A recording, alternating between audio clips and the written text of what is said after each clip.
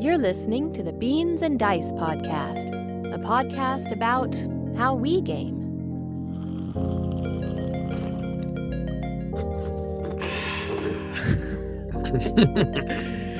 Good evening, Rob. Woohoo! Hey, Carlos.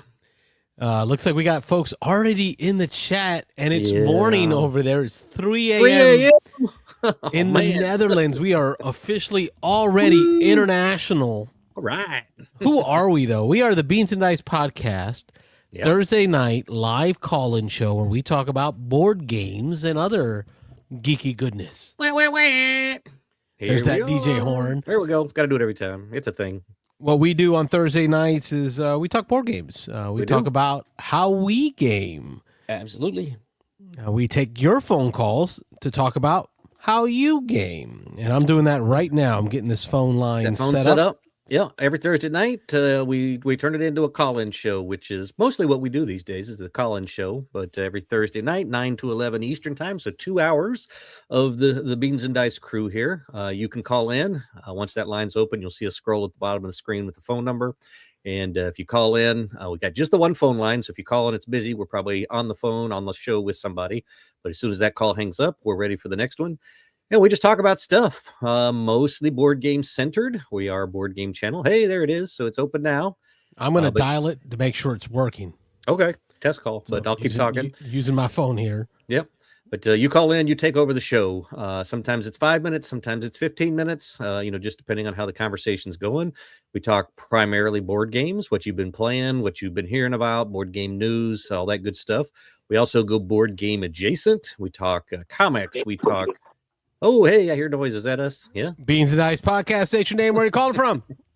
Hey, it's Mitchell from Louisiana. What's up? Whoa, He called in the month of April. In the month of April, we are giving away games to callers, which means we're just going to mail random crap to your house. Yay. How do you feel about that, Mitch? I completely forgot about that, to be honest. I just happened to have a free night for once, and I was like, man, I need to call and chat with my buddies. You do. Thank Good you, to hear sir. from you. Oh, I'm having some camera you trouble. guys been all right? We are well. The video for the show, the aesthetics have increased 100% because Rob's video camera went out. Just turned So on. it's It's just back my on. face. No, that's back on. What you been up to, Mitchell?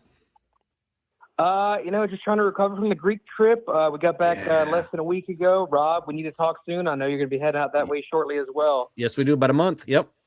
Is it true Yeah, that that's Santorini has no copies of Santorini? I was surprised. I thought I was going to see that thing everywhere. I didn't see a single copy. Not so much. So it's not like Monopoly for each city where you see it all over that Right. city?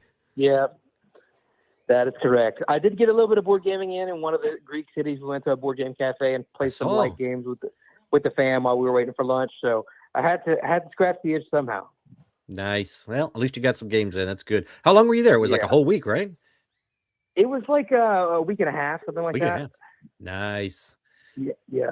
Well, We I'll talk to were in a different city every day. We were all over that country. We kept telling ourselves, we got to keep going. We won't be back here anytime soon. So make the most of it. But we came back and we were exhausted at the end. Oh, those poor children. I saw you burned holes in your socks. You exhausted the kids. Yep. Yep. That means you had a good time. Oh, okay. Oh, is that what that means? Yeah. To some people, I guess. Well, we will definitely have to So, get together off air. But tell me, what's the one thing I have to see? What was the coolest thing you saw while you were there?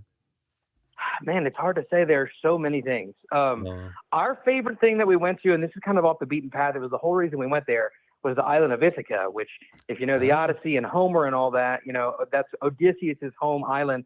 And my kids are obsessed with this musical about the Odyssey called Epic the Musical. And that island was just so beautiful. We loved it so much. On the mainland, I don't know if you guys have heard of Meteora, but it's these monasteries that they built up in the mountains. It's just crazy. You walk up all these stairs, and it's amazing viewpoints. Both of those are kind of off the beaten path, so they weren't easy to get to. But if you can make them there, Rob, both of those I would suggest. Well, we've decided we're staying mainland. We probably are going to go over to Santorini, but that's about it. Otherwise, we're going to stay kind of inland, and we're going to be in Athens for, I think, 10 days. So we're looking for things to do.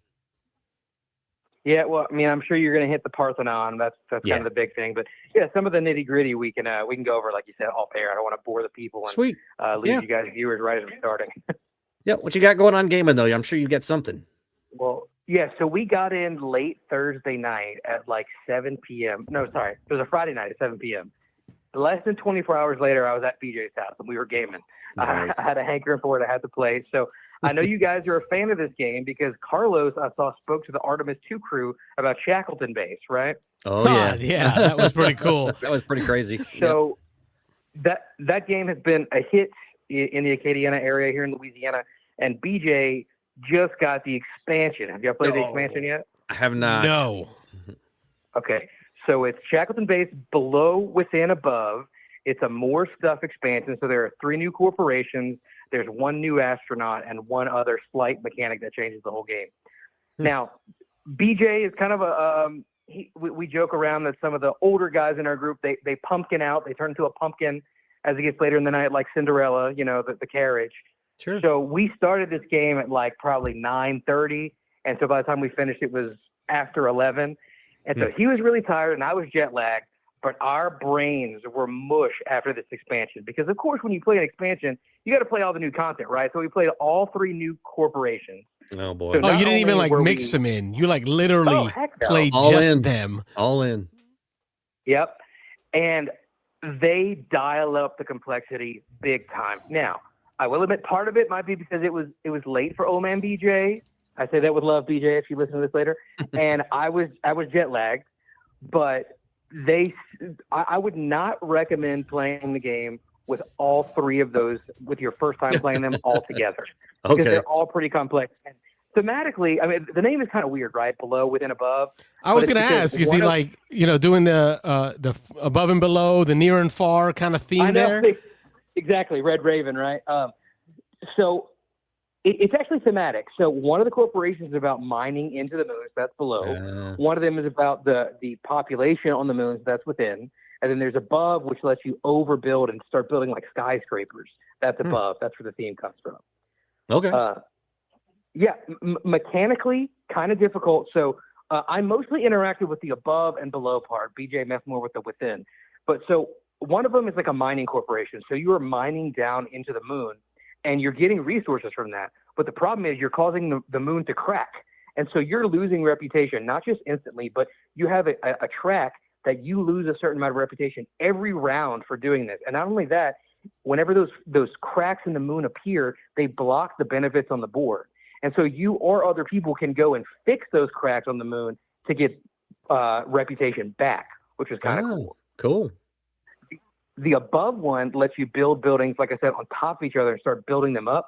Not just your own buildings, but they're kind of like some communal buildings that you can get from the corporation board that allow people to get discounts or get extra resources, kind of like stores or factories that are being built in addition to your little habitable domes that you build. My only complaint with this is everybody in our area, they're big on upgrading their boards. So I don't know if you guys have seen any of these things on BGG where instead of the flat cardboard chips, they have the 3D printed multicolored domes. We were playing with a copy like that, and it was really hard to stack the buildings because it wasn't flat on the top because that was designed, before the expansion came out. So that's not a knock on the publishers because they didn't design the game that way, but it was just kind of like fair warning. You may want to play with the base version of the game without the nice bits. I can see that being a problem where we as gamers get excited about the upgrading of stuff, but we're not in the loop for the planned future changes. Yeah. So, switching components may not have helped. Yeah, I'm sure, and we talked about this in our Louisiana Discord, I'm sure someone is already working on an STL file of a 3D printed one that nests so you can do it with the 3D domes that still stack on top of each other. Sure. But I haven't seen any just yet. It's still pretty new. I mean, even on BGG, this expansion doesn't have a rating yet. I don't know if a ton of people have played it and rated it yet. So I didn't even know it was out already. Yeah, I didn't know it was available yet. Yeah. Yeah, I think his came in like literally the day after Sobo because we were talking about how we wanted to play this at Sobo, and it came in literally like 24 hours. So help me after. understand this building stacking thing because I saw a picture of it. I think I pulled one up on BGG. They got one there, yeah. And like there's like the main headquarters with like a laboratory on top of that and like a shed on top of that. Yeah, so whenever you're building your own buildings, the benefit you get from it is not in the area majority on the board, but it's in the benefits that you get by clearing off your board. So you don't get any extra like presence, but it's easier to get those spaces open on your board to put your workers in and get those one-time or recurring benefits. Okay. Where there are benefits, though, is like I said, there were those the ones that are on the corporation board that are kind of like communal buildings. Whenever you build those, like if somebody's actioning one of the rows when they're exploiting the crater, sorry, I know it's not after midnight yet or whatever, exploring the crater. Whenever someone, I was going to make that joke with the above, below, and within.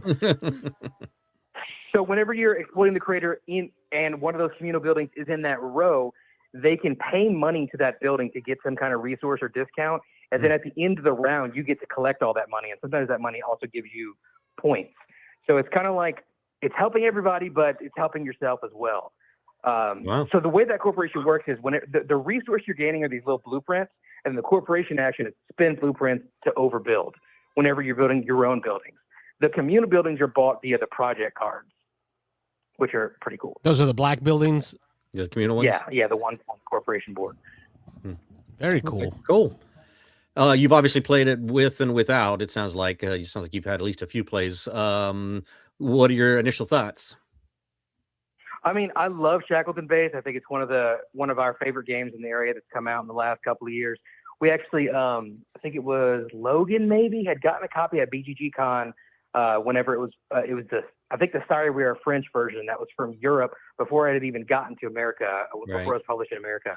So we've been playing this game it's been, I guess close to 2 years, and it's always such a good time at the table. And so we're excited for the More Stuff expansion. It brings new life into the game, although the game is already so replayable because you can swap out all these different corporations and every game feels different. And this is just going to add more to it. The other mechanic, which I didn't mention, it's just a simple little thing. It's kind of like an ember leaf. Whenever you get to a certain point on the score track, you can pick from a certain number of benefits. And if you get there sooner, obviously you have more choice.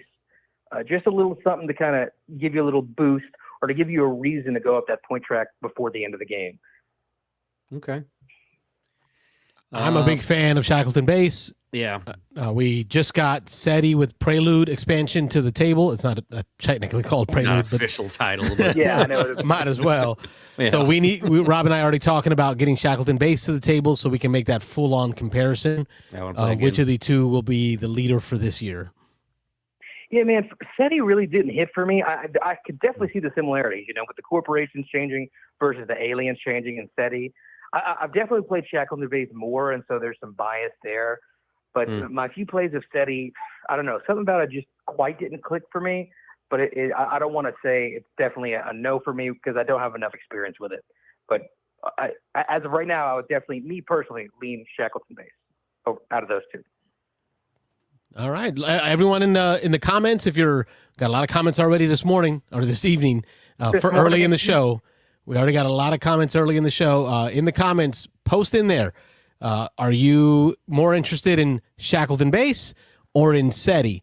Even if you haven't played them, which of the two calls you more, Shackleton Base or SETI? Mitch says Shackleton Base. Rob and I are not 100% certain. I'm SETI right now, but we got already recency bias. Yeah, first responder in there, SETI. So good, that was the right answer. Yeah. Well, I would say thematically, if you don't know the game, I feel like SETI has a slight edge because it's got that alien component. Whereas, Shackleton Base thematically is kind of like same space exploration like a lot of other games. But the mechanics, it's that age-old debate we always have, guys. Theme and mechanics. I prefer the mechanics of Shackleton Base. What's interesting to me when you say that, Mitch, is for me, the aliens turn me away. Yeah, he doesn't like the aliens. I'm not a fan of the alien aspect of SETI. Shackleton Base, the theme turned me away. Like the whole just being on the one planet by itself. But it was the mechanisms of Shackleton Base that won me over. And then in SETI, it's the launching of landers and orbiters that really gets me going. The thing whole drives the mechanics going for me, yeah. Mechanism of the spinning solar system and trying to catch Mercury right at the right time to land an orbiter on it. Now the chat is unanimous, So 3-0 on SETI so far. So just keeping you updated. Oh, I need to get some of my friends in there then. No fair, no fair. It's ugly. It, Shackleton is ugly. it sounds like we've won Carlos over to the mechanisms fight, at least for this debate. One other thing, real quick, I don't want to clog up the lines. So Doug's wife, Kaylin, I don't think y'all have met her, but y'all know Doug. For some reason, she's creeped out by space. It freaks her out, just, the vacuum or whatever. So anytime we're trying to get the wifeys to play with us, if it's a space game, we can't say it's a space game. But, once she's committed, you can't change your mind, right? And so anytime we're playing a game that's a space game, we try to explain it without explaining the theme of space. I'm not sure if we could do that with these two games, though. It would be very hard to say what you were doing without it. You're underwater. Okay. This is it's very dark underwater. Like little dots. Those are bubbles, not stars. Your ant's in an anthill, going to a new anthill. I don't know. Something. Yeah. I'm not sure she would buy it. No. I tell you what, Wifey is a fan of SETI. Wifey has enjoyed SETI. She still says Terraforming Mars is better. I like Terraforming Mars. But if I said let's play SETI, she would be down. So that might be a great place to start. I haven't tried Shackleton Base yet because that one to me kind of still burns my brain. With the wife, yeah. Yeah. No, just like on its own. I struggle with understanding the rules of Shackleton Base and making sure, like, feeling like I got it down pat. Yeah. Whereas SETI, I feel like I have the rules down pat. Yeah, I'm the opposite, but to each their own. You can be wrong. It's fine. Oh, wrong. Salud. Mitch, thank you for making it a call-in show. You were caller number 1. Woo-hoo. You are going on the board. We will send you a crappy game at the end of the month in order to empty my shelves. Thank you so much, brother. Something slightly used. Yeah. All right. Have a good evening. Thanks, Mitchell. Have a good night. Got another call coming in right behind that. Let's go. Beansanddice podcast. State your name. Where are you calling from? Hi, my name is Nick from the Netherlands. Nick. Hey, Nick. Looking at my caller ID here, I really truly believe this is officially the first international call we've ever taken, Robert. Yes. Hey, let's go. We've had Nick, international welcome viewers, to the show. yeah, but and chatters, but we've never had anybody call in international yet. So you are the first. Yes, I waited today for 2 p.m. to be able to go on the show. Awesome. Thank you for joining us. Live. The first time I saw it live was just before Christmas, and today I was like, yeah, I can stay awake. I'll try. That's awesome, man. Thank you for calling in. We are, as you're familiar, a board game call-in show. I'm not sure if you're all into board games or just finding call-in shows to call into. That happens a lot here too. You get 10 minutes. The show is yours. You're the host. What's going on? I'm just into board games. I love board games. I've been into it since Corona. I'm only 6 years now, but I'm in way too deep. Nice. That happens. So you were recently introduced into the board game world. Well, since Corona, really. Since the start of Corona. Because before that, I did other things with friends, but then Corona happened, and then we all at the same side, so then we thought, let's just play board games, and then I went crazy. Awesome. Well, I got to ask, what's your favorite game right now? What do you love to play? Ooh, I think Lost Rooms for Arnak. Arnak. Okay. Carlos is a big fan of the Arnak. Yeah. CGE does some good stuff. Yeah. And mostly nowadays I play it on BGA because in person is a beast to get out. But yes. I really hope that the expansions come to BGA at some point.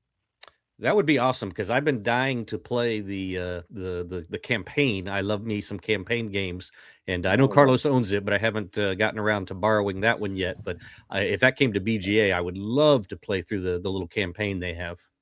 Yeah. I played a lot more. Yep. Have you played? Let me ask. Dune. That's always the big one. Dune and Arnak came out around the same time. They're always. What do you think? Which one's better?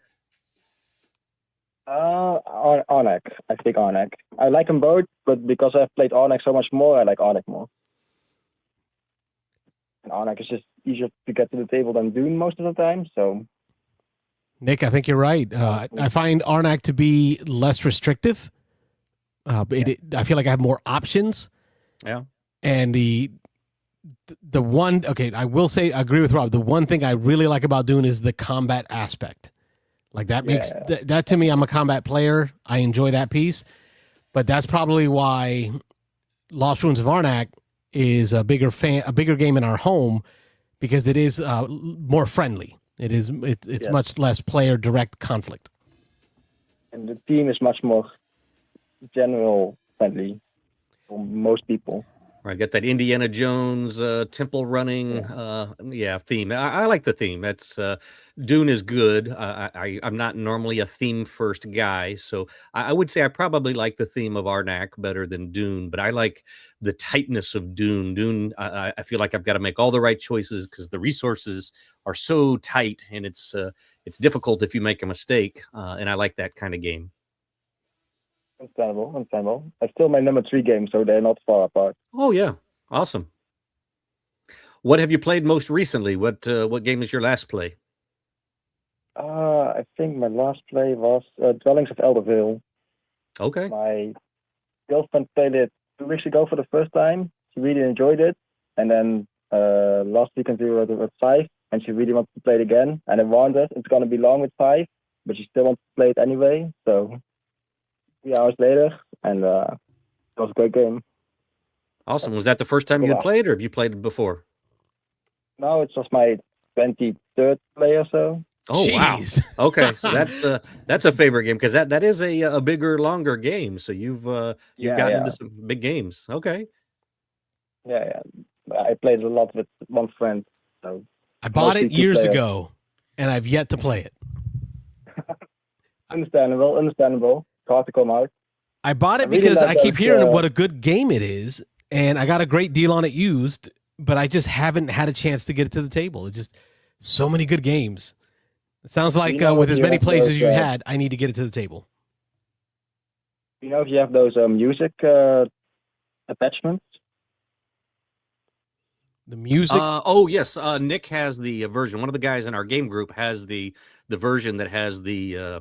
I won't call them miniatures, but the pieces, when you move them around, they make noises and play music. Oh, the minis with the stompy bases? Yes. Yes, I've played that version one time. It's so great.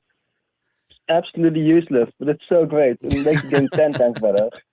Yeah, it does make it more fun the first couple of times. I've heard that Nick in our group who owns it says that after he played it a few times, he doesn't turn them on anymore just because he's seen it and it's easier without it. But they are fun for the first time. Yeah. No. Especially for new players, yeah. It's great to see their faces light up when they see that sound go off. Yep, very cool. Very cool. Do you have any questions for us? We're taking calls this month. We're jotting down. Are you not usually with 3 people? I'm sorry, you said you game with 2 people? No, you guys usually are with 3 people. Oh, I'm sorry. Show, right? Yeah, Nick, or I'm sorry, not Nick. Wayne. Nick's on the phone. Oh yeah, Nick. Yeah, we had too many Nicks, but Wayne is normally on the show with us. But he had his, I think it was his brother that was flying into town tonight, so he was going to spend some time with his brother tonight. Yeah. He popped into the chat and he says, "So cool," because it's our first international caller. As soon as you called, he said, "Very cool." So he missed it. Something. Yeah. Yep, he's missing it. It's a first, and he missed it. Yeah. Let me ask. You said you had like some people from Asia also, right? Joining. Yeah, we've had in the chat. We've had Egypt. We've had Sweden. Israel. So we've had some people who watch Canada. We can call Canada international. It's America's top hat. That was our first international, right next door. But we've had some. I was going to ask you, have you been to any game conventions out there? Yes, I've been to Essen multiple times, and I've been to in my country, and to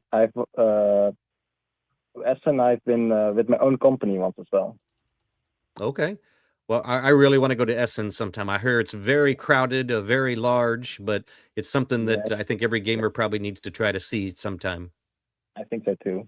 I really want to go to Gen Con sometime, but that's another one on my list.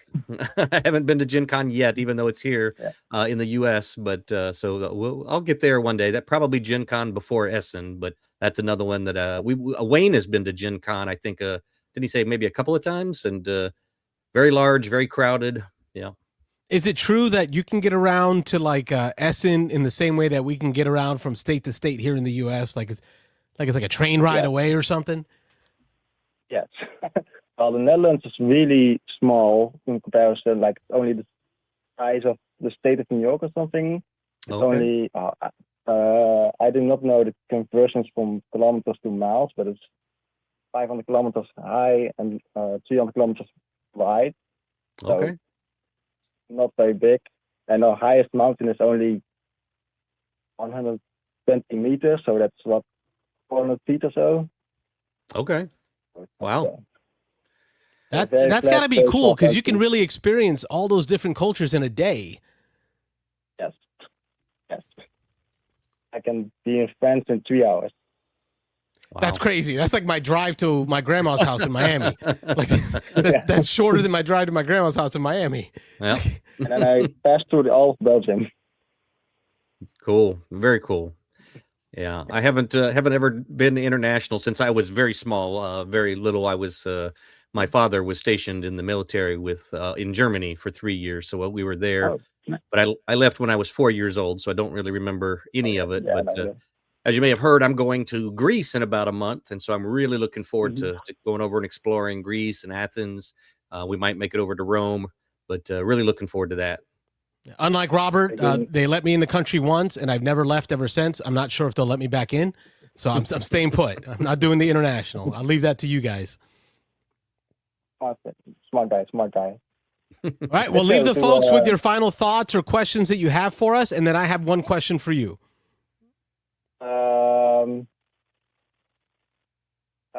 The one is a really cool game. Say that again.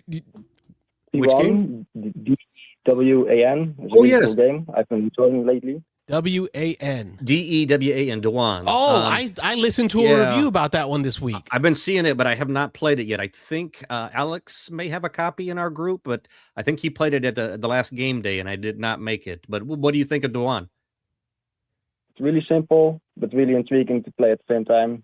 Just really nice family based game. Okay. Like I say, I've seen some pictures and videos of it, but I just have not gotten a chance to play it yet. But it's on my list of new games that I definitely want to play. All right, and Carlos, you said you had a question. Oh, I do. I want to know if this sounds familiar at all to our friend Nick. And definitely know that. The Max Verstappen. I'm looking forward to this weekend. Yeah. Carlos is a big racing fan. I am not, unfortunately. The only thing I'm interested in is board games. So nothing wrong with that. There's Heat, Pedal to the Metal. A lot of great racing games on race day. Yeah. Formula Day. Yeah. Exactly. Well, thank you so much for making this our first truly international phone call. It is going to be memorable. You are a first. Does he get entered into the contest? I don't know if I could ship international like that. No. It's way too expensive. We thank you so much. I'm going to go sleep now. Have a good day. That's crazy. We really appreciate it. Thank you, Nick. Appreciate you calling in. Bye-bye. Very cool. Bye-bye. Good night. We did it, Rob. We did it. We're international. Ooh, my camera won't stay on, but we did it. You can still hear me. Let's see. Okay, we are back. Phone lines are open, 813-618-7099. Still kind of waiting on Rob to get back in there. I'm here. It keeps popping me backstage sometimes. I apologize. I got to figure out. I upgraded the motherboard on my computer. I screwed up the old one. And so I got a nice new motherboard, nice new processor, got everything upgraded. And I haven't had any problems. I've been running it for a couple weeks now. And then all of a sudden tonight, I turned on the camera for the first time. And I think this camera is just junk. It gave me some problems with the old computer for a while until I figured it out. But I just need to get a better camera. Anyway. Two callers on the board. Woohoo! Number 2. Remember, got that contest going on for some crappy games. And so help Carlos clear his collection. Call in, automatic entry for everybody who calls. And you said the end of the month, so we'll be doing that in just a couple of weeks here. Yeah, Mitch says, I was in the Netherlands a couple of years ago. We went to Delft. Yeah. Are you close to there? Dewan is great. Mitch really gets around with the games, bro. He does. That dude gets around. Yeah, he gets around the globe. I was talking, I didn't realize, I'd seen he'd posted a few pictures in the past of him in various places, but I guess from what I'm understanding, just about every summer, his family takes a trip over to Europe or some exotic place. Man, I don't know how he does it. I feel like uncultured swine. I'd like to get out more, and I gotta keep up. So anyway, not crap wingspan Americas. Oh, that's Wayne. Okay, I was trying to figure out what that was all about, but okay. Rob, we are taking calls today, and it was great because it started our show off well. In the comments, folks are commenting which one calls to them more, SETI or Shackleton Base. That's what folks are commenting. So if you're just joining in, put your comment in. So far, SETI is winning. Yes, if you like Shackleton Base, you better get your vote in there because it's still 3-0 SETI right now. So, Beansanddice podcast. State your name. Where are you calling from? Good evening, guys. It's Chris from Texas. Hey, Chris. How you doing? We are doing great, taking calls and talking international this time. We are keeping phone calls to 10 minutes tonight. That way we can cycle more people through. So at this point, the show is yours. You are the host. What's going on, Chris? Well, I just got a haul from Noble Knight Games. I had recently traded in. This time, instead of getting cash, I got store credit. And I got several games, including Star Wars, the deck building game, the Mandalorian expansion. Nice. So I got that. Looking forward to playing that. Also got Reiner Knizia's, game still I've never played, where it's a deck building game, and you're traveling through the different terrains, and so I'm sure one of you guys know what I'm talking about. I've still never played the game. Reiner Knizia. Yeah. It's a deck building game too. It's really popular. Game I've always wanted to play but never played. Got that one too. Cities? No. Traveling around. I'll pull up my order in Noble Knight, and then I'll as soon as you say it, we're both just change the address to my house and ship it over here. Yeah, we'll look at it first. We'll pre-screen it for you. Yeah. Not. and then some Marvel Champion stuff, and then what is it? A Marvel Encyclopedia, which is really cool. Oh, that's cool. Has hundreds of pages of stuff, all Marvel villains, heroes. It is really cool, like hardback. I got that because they actually sell books at Noble Knight Game too. Oh, that's cool. I didn't know that. Oh, all kinds of nerdy stuff. Yeah, I know. It's really cool. We're about nerdy stuff. Here you go. Go ahead. Sorry. The last thing. Oh yeah, go ahead of all that nerdy stuff. Oh no, I just was trying to help Carlos. He was trying to find the little flipboard to put your call on the board, and he was reaching over the wrong shoulder. So anyway, sorry. Bad reason to interrupt. Go ahead. Oh no, you're good. Okay, and the final thing is what I want to talk about briefly is a game that it's new to me. It's a game that I had pre-ordered previously last year, and then it was just taking a long time in the United States to get it. It was, released in Europe first, and just was, ongoing, couldn't get it. So I canceled my pre-order, and then I said, I'll just get it later. And then I wound up getting it for Noble Knight, so it worked out pretty well. But this is Mindbug, which you guys may have heard from co-designer Richard Garfield. But I got the King of Tokyo version because I love King of Tokyo, as we talked about before, and has all the kaiju monsters from King of Tokyo, and then it adds some new mechanics, which I'll get into. But have you guys played Mindbug? Are you familiar with it? I haven't played it. I know it's a what was the other one that they came out with? It was kind of similarly compared to. I've got a bunch of them. They were the decks that were all unique. They were computer generated. Carlos, help me out here. What was that? It's in my head. Keyforge. Keyforge, yeah. Yeah, so it's kind of, I've heard a little Keyforge-esque. It's kind of in that same general vein. But I'm trying to remember Dice Tower. I think a couple of them of the main guys there on the Dice Tower gave it a great review, and then a couple of them really didn't care for it. Mm-hmm. Yeah, Tom gave it an 8, and all of the expansions so far has given it an 8. So solid 8 across the board. Okay. And then Game Boy Geek also loves it. Yeah, Game Boy Geek actually was his favorite card game that came out when it came out originally of the year. So you played it yet? So, yeah, I've now played it 3 times with my son. Last night we played it. I'll tell you about it real quick. It's pretty straightforward. So every player gets 10 cards each from a 45 card deck. You draw 5 off your deck. That's your starting hand. If at any time you are less than 5 cards, you draw a card off the top of your deck. On your turn, you can do one of 2 things.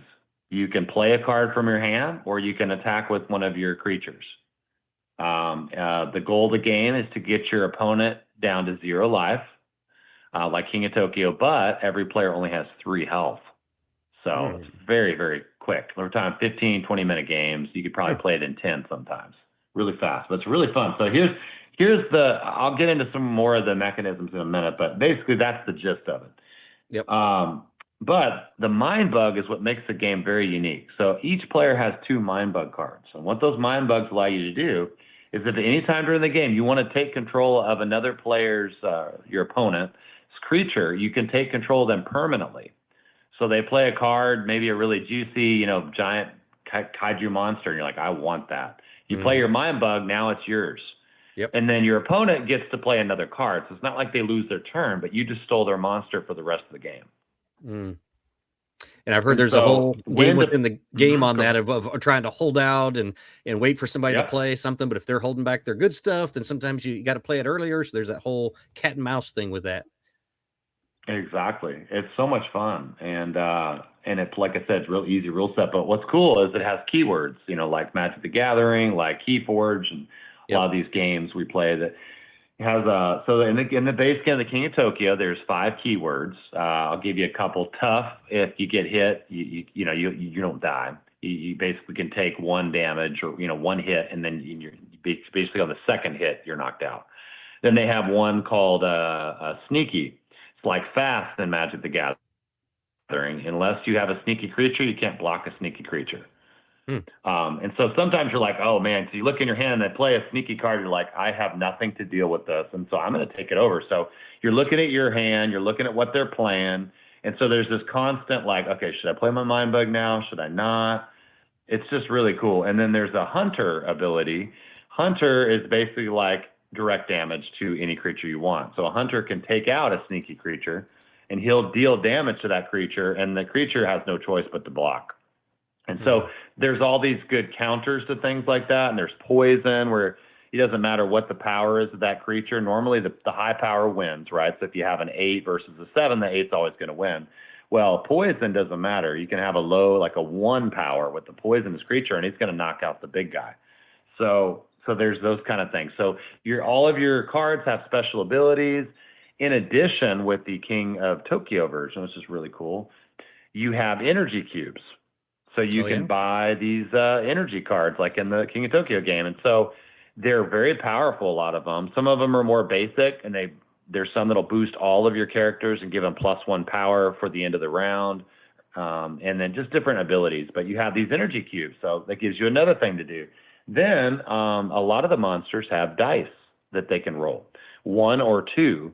And depending on what they roll, the paw, like in King of Tokyo, makes your opponent discard 1 card from their hand at random, which is really nasty because, as you know, each player only has 10 cards. So that effectively is your life as well. You have a separate life pool. If you run out of cards, you can't play a card, you can't attack with a card, you automatically lose the game. Oh, boy. So you either lose the game by life or by can't do anything on your turn. So these are mechanisms specific to this set of Mind Bug. Correct. Yeah. I believe so. Now I can't say 100%. I've not played all the sets. There might be some mechanisms that borrow, but specifically the die is definitely unique. That one is for sure.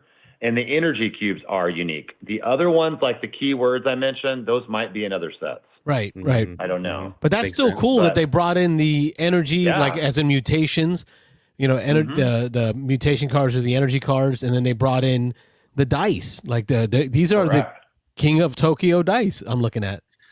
Yeah. And the artwork, as you can see, is phenomenal. It's great, nice and colorful, and a great artwork.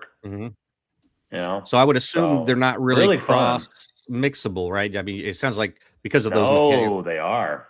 Oh, they are? They are. So you can mix, it says in the rule book, you can mix and match any other sets together with any set. Huh. So you can have King of Tokyo with vegetables. Like they have one that's like killer plants, like Plants versus Zombies. You have all these funny little plants. That's one set. And they have the original Mind Bugs, just aliens and stuff. It's really cool. My son already wants to get more stuff for it. He's just like, I want the play mats, Daddy, and I want this. And it's like, okay, well, slow down. It's like, let's play it a few times first. And we played it 3 times. So let's wait a little bit. So I'll put it on my wish list.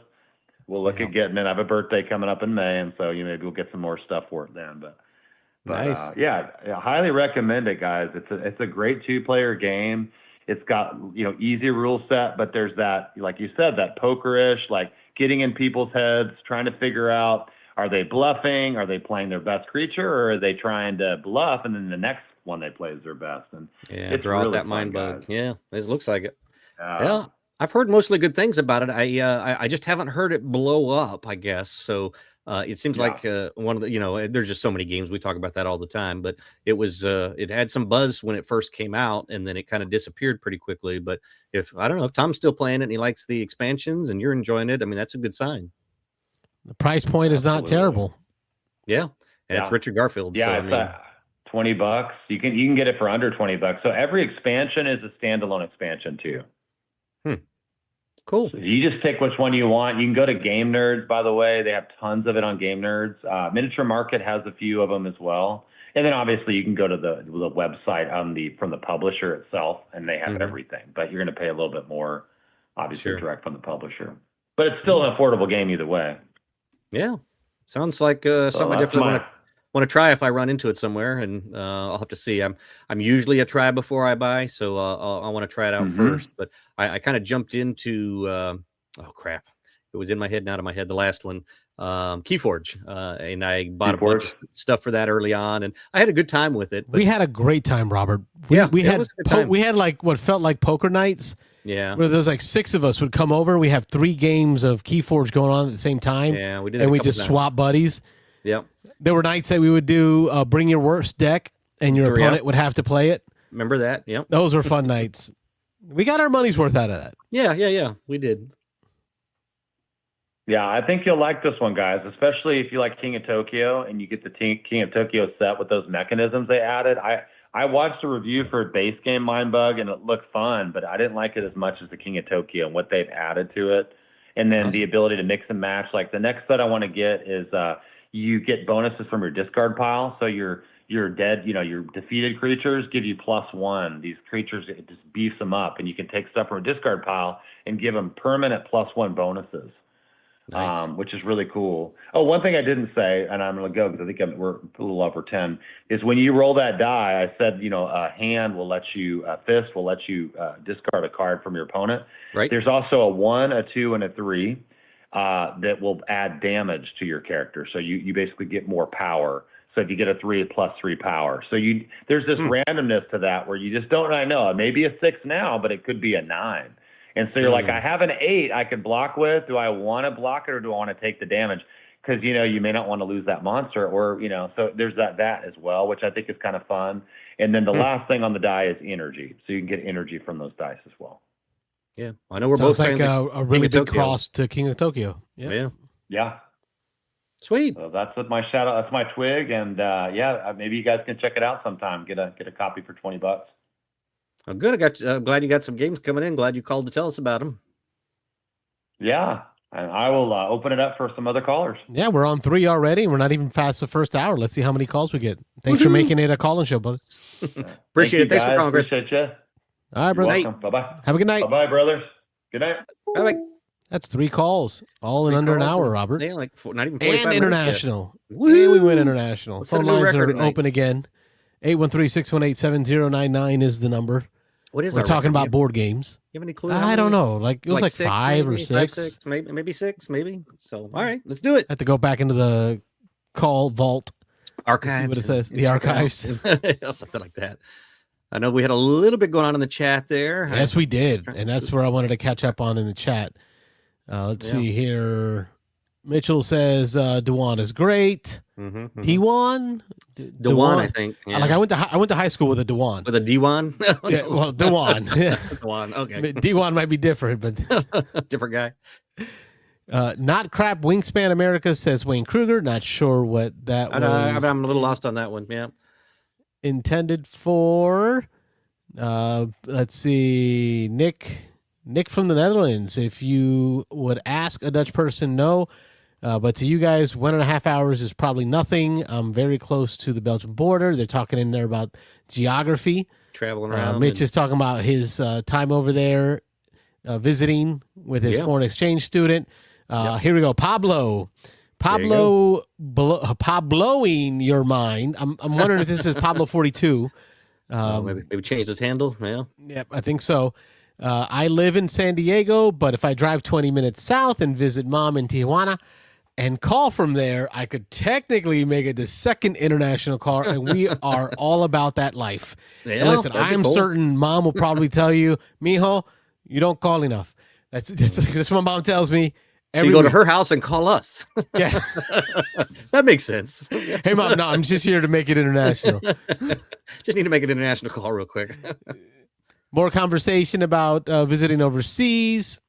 Let's see here. Quest for El Dorado. So not sure where these name drops are coming in. I'm lost on those. Yeah. We must have said something that triggered some conversation there. Might have. Let's see what else is in here. Nick says good night. Thank you, Nick, for making it a call-in show. And then Mike Lorenzo from One Mike One Game joins in with the yo-yo. Oh, don't forget, Mike's got his call-in show. Yeah. One mic, one call. One mic, one game, one call, one call, one mic, one game. Yeah, something Tuesday like nights. I think out of California, out of East. Sorry, Pacific time. California time. California time. That Pacific time. I believe they start like at 8. Pacific. I don't know what time. So it's early for us. Yeah, I missed it this last week. I was going to try to tune in, and I just completely forgot about it. Yep, my bad. Carlos, have you heard the viral TikTok song about San Juan? I think I have. The one about visiting Puerto Rico. Is this show appropriate? No, it wasn't bad. Okay, I'm just kidding. Mike says, "Hey, I had 3 last night. My 3 man callers. got 3 callers. Man. There we go. Now it's a competition. So we're on 3. We need to keep it going. We're bookending the coast to Call coast in, Mike, call-in help us out. We should start like a call-in, like a radio network, coast to coast. Coast to coast. We heading you off to on Tuesday to one mic, one call, one game. Caller mentioned a Knizia game that you travel over different terrain. Oh, that's what it was. They were talking about El Dorado. El Dorado. Okay, that answered it. Thank you. That's the one. Thank you. Chris McCoy. Got it. Breaking records every week. Every week we hope to break another one. Yeah, must be playing draft and write records, breaking records. Anyway, smashing them.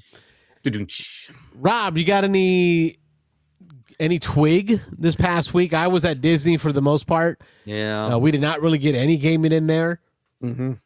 Not so much for me. I taught the Arkham Horror, the season 2 thing that they've come out with. My daughter swears she never played 1. I think she did, but it was probably early on in her gaming career. So this is Arkham Horror LCG, the card game, and I'm all in on this season 2 reset that they're doing. So, go ahead. Beans and Dice podcast. State your name. Where are you calling from?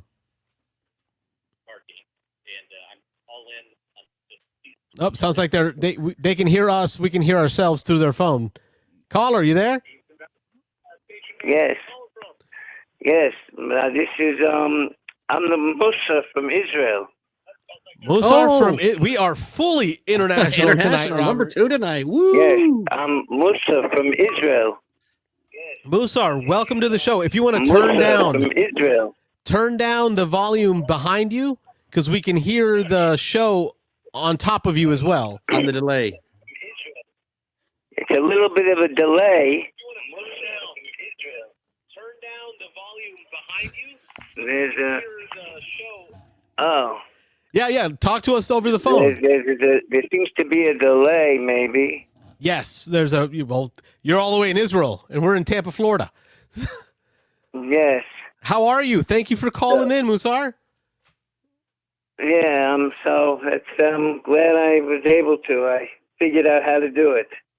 Awesome. What time is it over there? It's 5 o'clock, almost 5 o'clock in the morning. Well, good morning to you. Hey, for the way we do it, the next 10 minutes, the show is yours. Whatever topics you want to talk about. No, thank you. I also have been in the middle of Shackleton Base, actually. Oh, very cool. I don't have the expansion, but I'm also in the middle of Ezra and Nehemiah, which you mentioned last week. I don't think I mentioned it like that. He said it the right that was way. So you say it correct. the wrong way. Yes, I said it the wrong way. Well, I have it's the Hebrew way of saying. That's all. Sorry. Absolutely. That was beautiful. But so there's a couple of games that I'm working on. What are your thoughts? Okay, so I feel like I don't hear enough of Ezra and Nehemiah out there.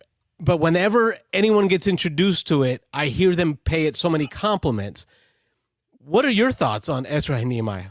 I'm on my third game in a row. In a row, my man. Yeah, I'm playing solo also. Yes, Okay. I love that solo setup. So it's the solo is very easy to run, and there's a lot going on. You have a lot of decisions. There could be more. It's not, but I figure after 3 plays that will be enough to put it away for a bit. But it's certainly there's a lot of variety that keeps it going. I've gotten a lot of plays out of it because of the change in focus that I've done. Some plays I've focused really on the rebuilding of the temple and trying to get that grid filled up. Other plays I've focused on visiting the tents, just kind of doing that rondelle mechanism. And then in other plays I focused more on rebuilding the walls and the gates.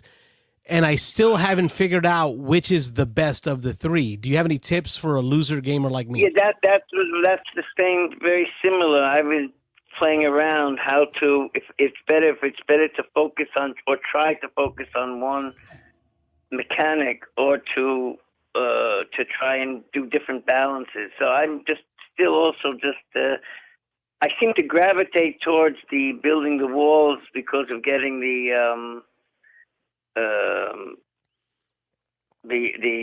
components, and then I like to add to the adding the scribes and getting more bonuses. But then you have to balance that with building the temple part in order to keep moving up the altar track, in order not because you want to get some of those benefits. So it's an interesting balance. It is. It's a very beautiful, well done game. And I think one of the biggest blessings for me with that game is I take it to church and I can, like, men in our men's group are like, I want to play that. I want to try that. Like, they're interested in getting into gaming because of that theme. The theme. Have you found anything similar with that? Have you shared it and gotten non-gamers to be like, I'm interested? They did their research was done very well. There's a lot of, I wouldn't say everything's historically correct, but quite done very well.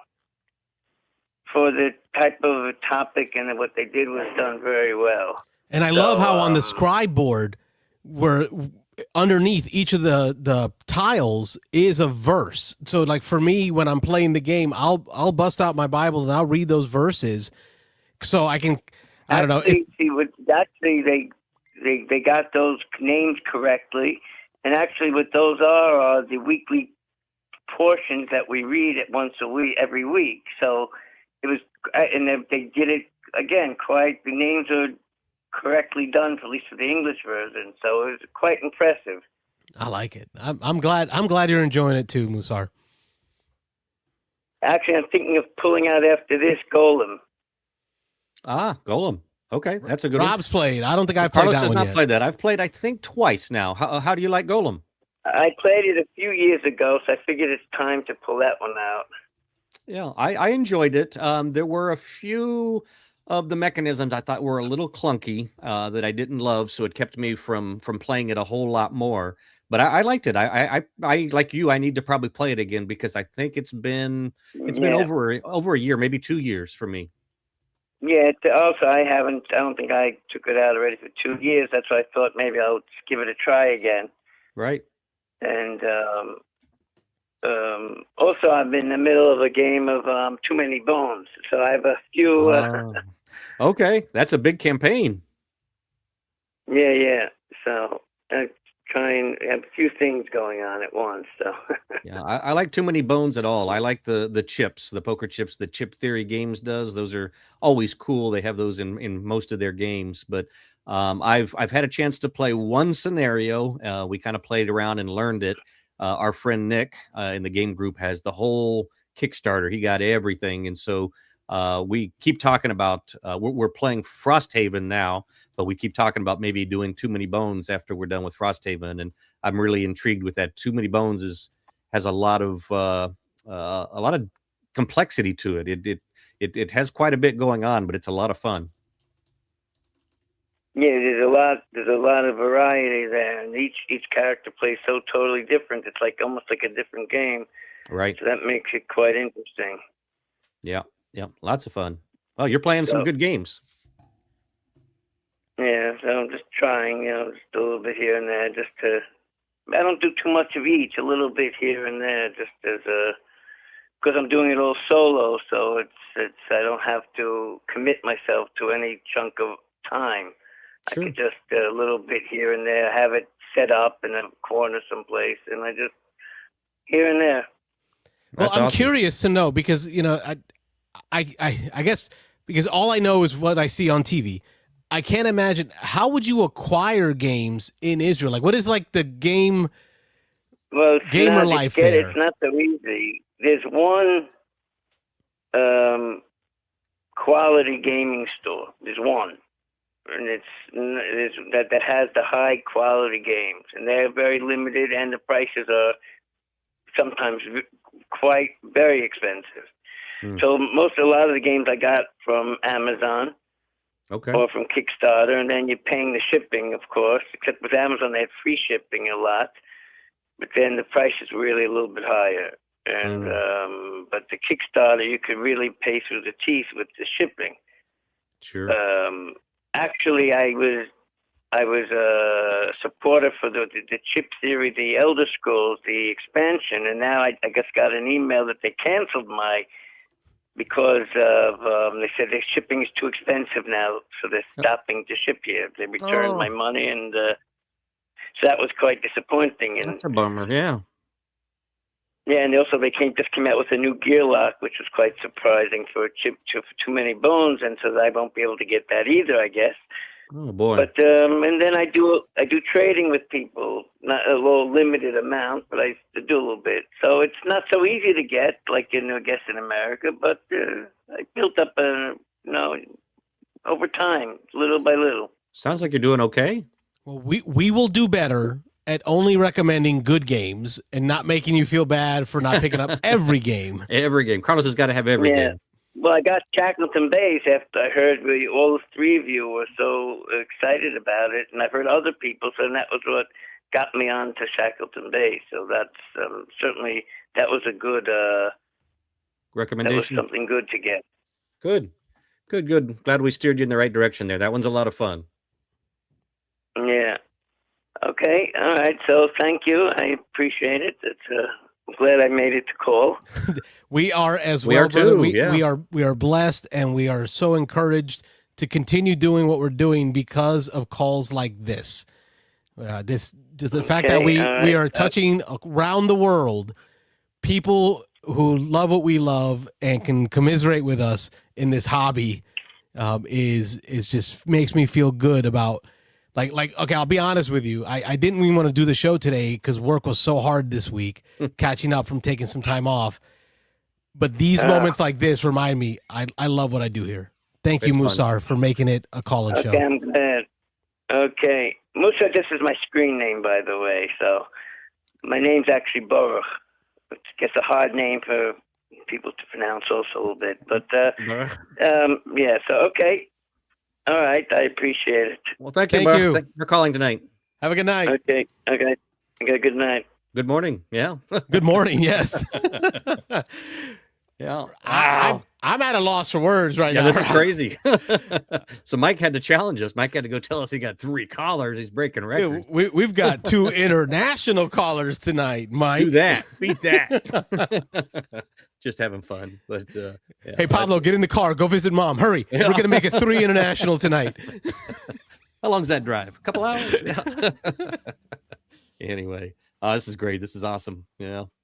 This is very cool. Very cool. Folks, phone lines open again. 813-618-7099 is the number. Oh, yeah. Oh, sorry. Taking your phone calls. Yeah, taking phone calls. Call in now. The line is open. Before I forget, though, going back on Mike's LOL, I'm still in the States only. Yeah, we're just having fun. Anyway, so before I forget about Arkham, I was talking about the card game. So the only gaming I've had is I had a chance to teach that. I was under the misconception after reading through the rule book a couple of days before that I could teach my daughter the game in 15 minutes and we could get in a late night play. I was mistaken. I forgot that there's so much in that game. And so just to get her through the basics took me, and you know me explaining things, took me a good hour to explain it. And so by the time I was done, we were midnight on a work night. So we called it a night. So we packed it up, put it away. We said, we'll get to it. So there we go. I can call. Yeah, wait, listen, we're here for callers. We've got 4 on the board already. And we are just at the top of the hour. Keep them coming. We got another hour of this. So yes. Keep them coming. Yeah, we got topics that we can talk about anytime, but if you want to call in and take over, we'd love to talk to you. That's what the whole thing is about here, talking to other gamers. So, okay, Arkham, it's the same LCG though, Rob. There's no real differences? Not really. The rule book is almost identical. They made a few tiny little tweaks. The new set is nice. It came with some components that they just probably didn't think about in the original. So there was a lot of people buying aftermarket little arrow tokens so that the rooms that connect would be, you could tell without having to look at the symbols every time. You just put a little arrow, little one-ways on some of them, two-way connections. Go ahead. Beansanddice podcast. State your name. Where are you calling from? Hey, man. It's Pablo. Pablo! Hey, Pablo! We'll count this as international. Who cares? Yeah. Welcome to the show, brother. I think, am I right? Is this Pablo's first time calling? It is, yeah. I think it might be. I don't remember. Long time listener, first time caller. First time caller. Woo! Welcome to the show.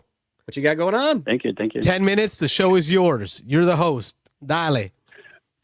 So I just thought it was a good day to call because I had a really interesting story. So basically, I will say this is the most challenging day as a board gamer. Oh, I'm intrigued. So basically, just to set up what happened is that my collection, I will say it's maybe 300 or so board games. Oh, that's good. Yeah. So, and I kind of want to keep it at that point, or even make it even smaller, you know.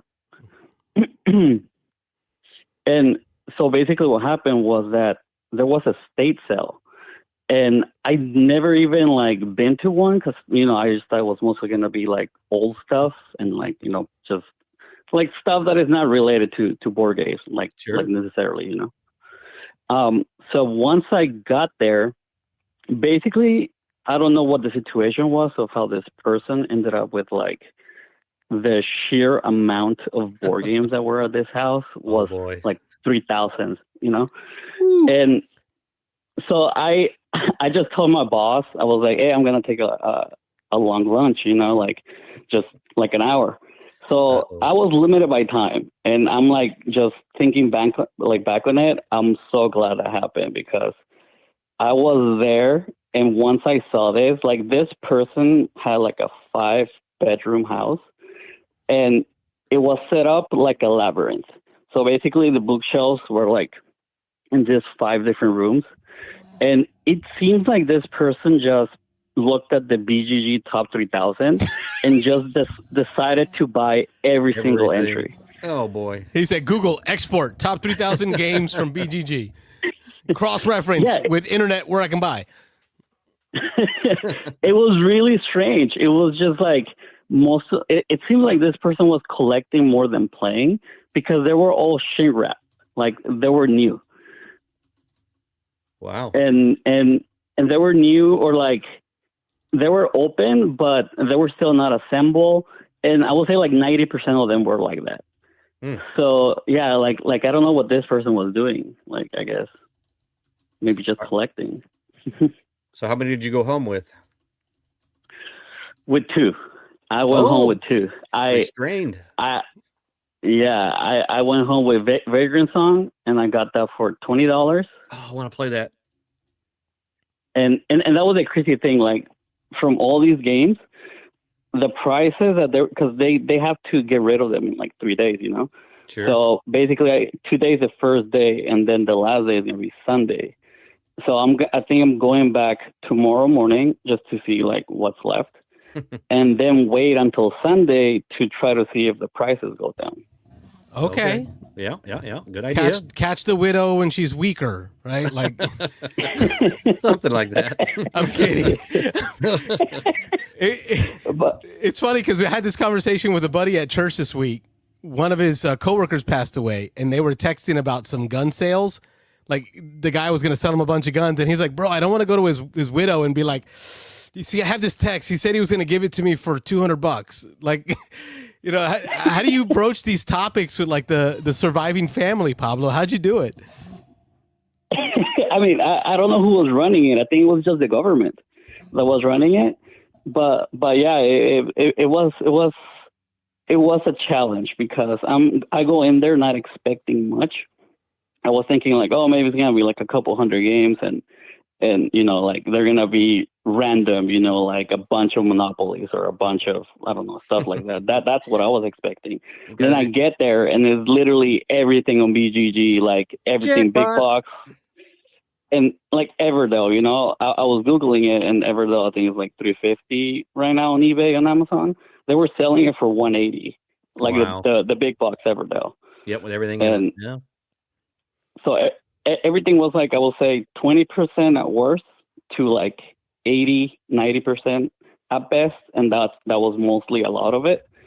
And so like the self-control that I had to not take and end up with like 20, 30 of them was like the biggest challenge ever. Oh, I'm glad I'm not in San Diego. Yeah. Hey, Alexa, hey, Echo, how long does it take to drive to San Diego? It's a long drive, brother. Road trip, Robert. Yeah. On your scooter. So, yeah, the other one besides Vagrant Song I ended up with was Star Trek Panic. That's a good one. Okay, that's fun. Yeah, and Vagrant Song was like as new. It wasn't shrink wrap, but it was not assembled and anything like that. Nice. And Star Trek Panic, I took it for like $12, and it was also like not open basically. Good deal. You're a better man than I. Yeah. So what you said, it was tough. What was the tough part for you in that entire experience? Because to me, that would sound like just a joy. Like, wow, look what I found.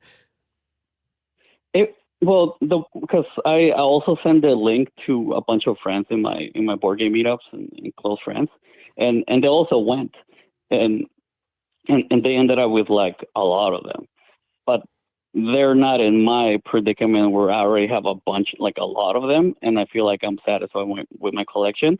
They're more on the more casual side, and they're not like, you know, just collecting in the upper hundreds, you know. I mean, not upper hundreds, like more than 100, you know. Sure.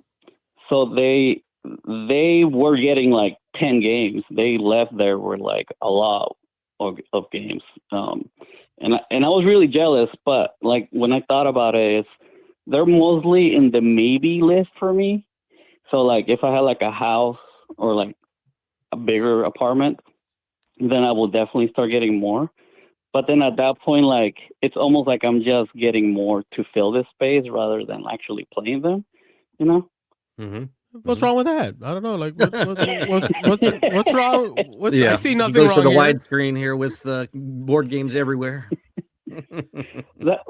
So, like, I have an Excel spreadsheet, and basically I ended up with 27% right now of my collection of the 300 I have not played yet. Wow. So, like, I want to make a dent in that 27%. You know, I think it's like 83 out of the 300. Smart. So, man. like. I feel like the logical and sensical thing to do is, you know, make a dent on that 27% of games that I still gotta play, and then maybe like once I play all of those and I actually play 100% of the collection multiple times, then that's when I should be buying more new games, even though I want to experience. I had a buddy, a South Cali buddy, and he would say to me, "Carlos, ni modo. Does it even matter? Like, buy it all, have fun." I think we all go and through a little bit of that at first when you're first getting into it and you get enamored with it, and it's like, oh, I gotta get the newest thing, I gotta build my collection, and a lot of us go a little overboard early on. But I'm glad you've come to the next step that Carlos has not in the last 20 plus years. That at some point you got to play the games, and if you're not playing them, you I can't say can't. You shouldn't keep acquiring. I was gonna say, with an attitude like that, you can't. You sure can't. Yeah. Yeah, and in my defense, also that 27% that hasn't been played, it's mostly unplayed because one, I haven't painted them, or two, because they're just not enough space to keep adding more into it. But it's like it's also micro games. I guess that's the smaller size ones. So like I will say like 30 of them are micro games. So like, yeah. But then once I start considering all of that, then I feel like, then maybe I should go back to the state sale tomorrow and get a lot more than two. Well, I appreciate that you restrained yourself early on, but now that you've had some time to think about it, you can make some good choices. Well, he also had to do the recon. He did the recon. He went in there. He's got a list of games that he wants to come in. But you know what? If you can get it at the right price, that's good.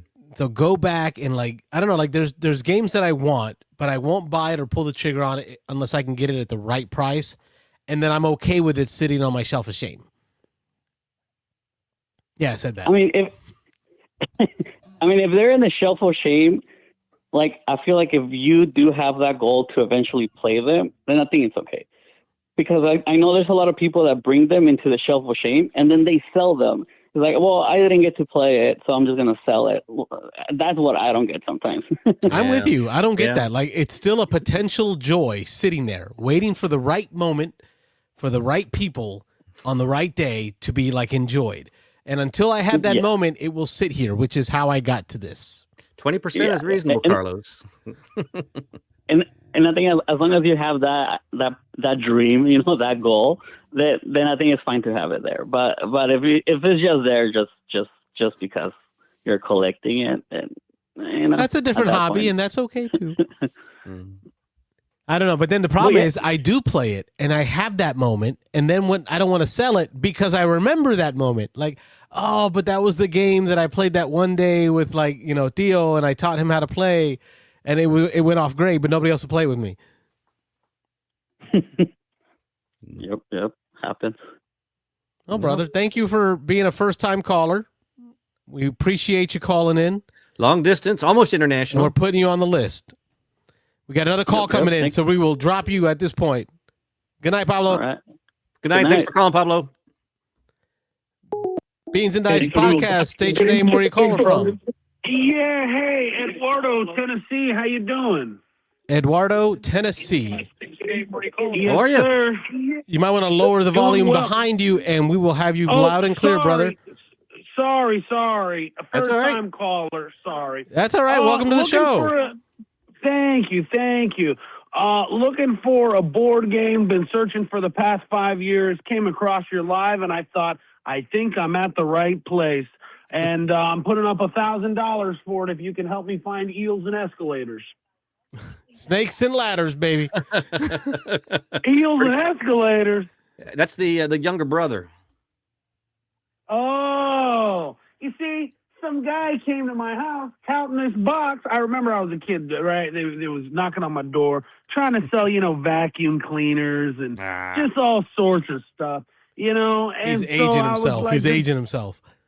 You know what I'm talking about? They knock on the door. They try to sell you the vacuum. Anyway, this guy came around selling board games, talking about eels and escalators. I didn't have the money. Never bought it. Couldn't find it again.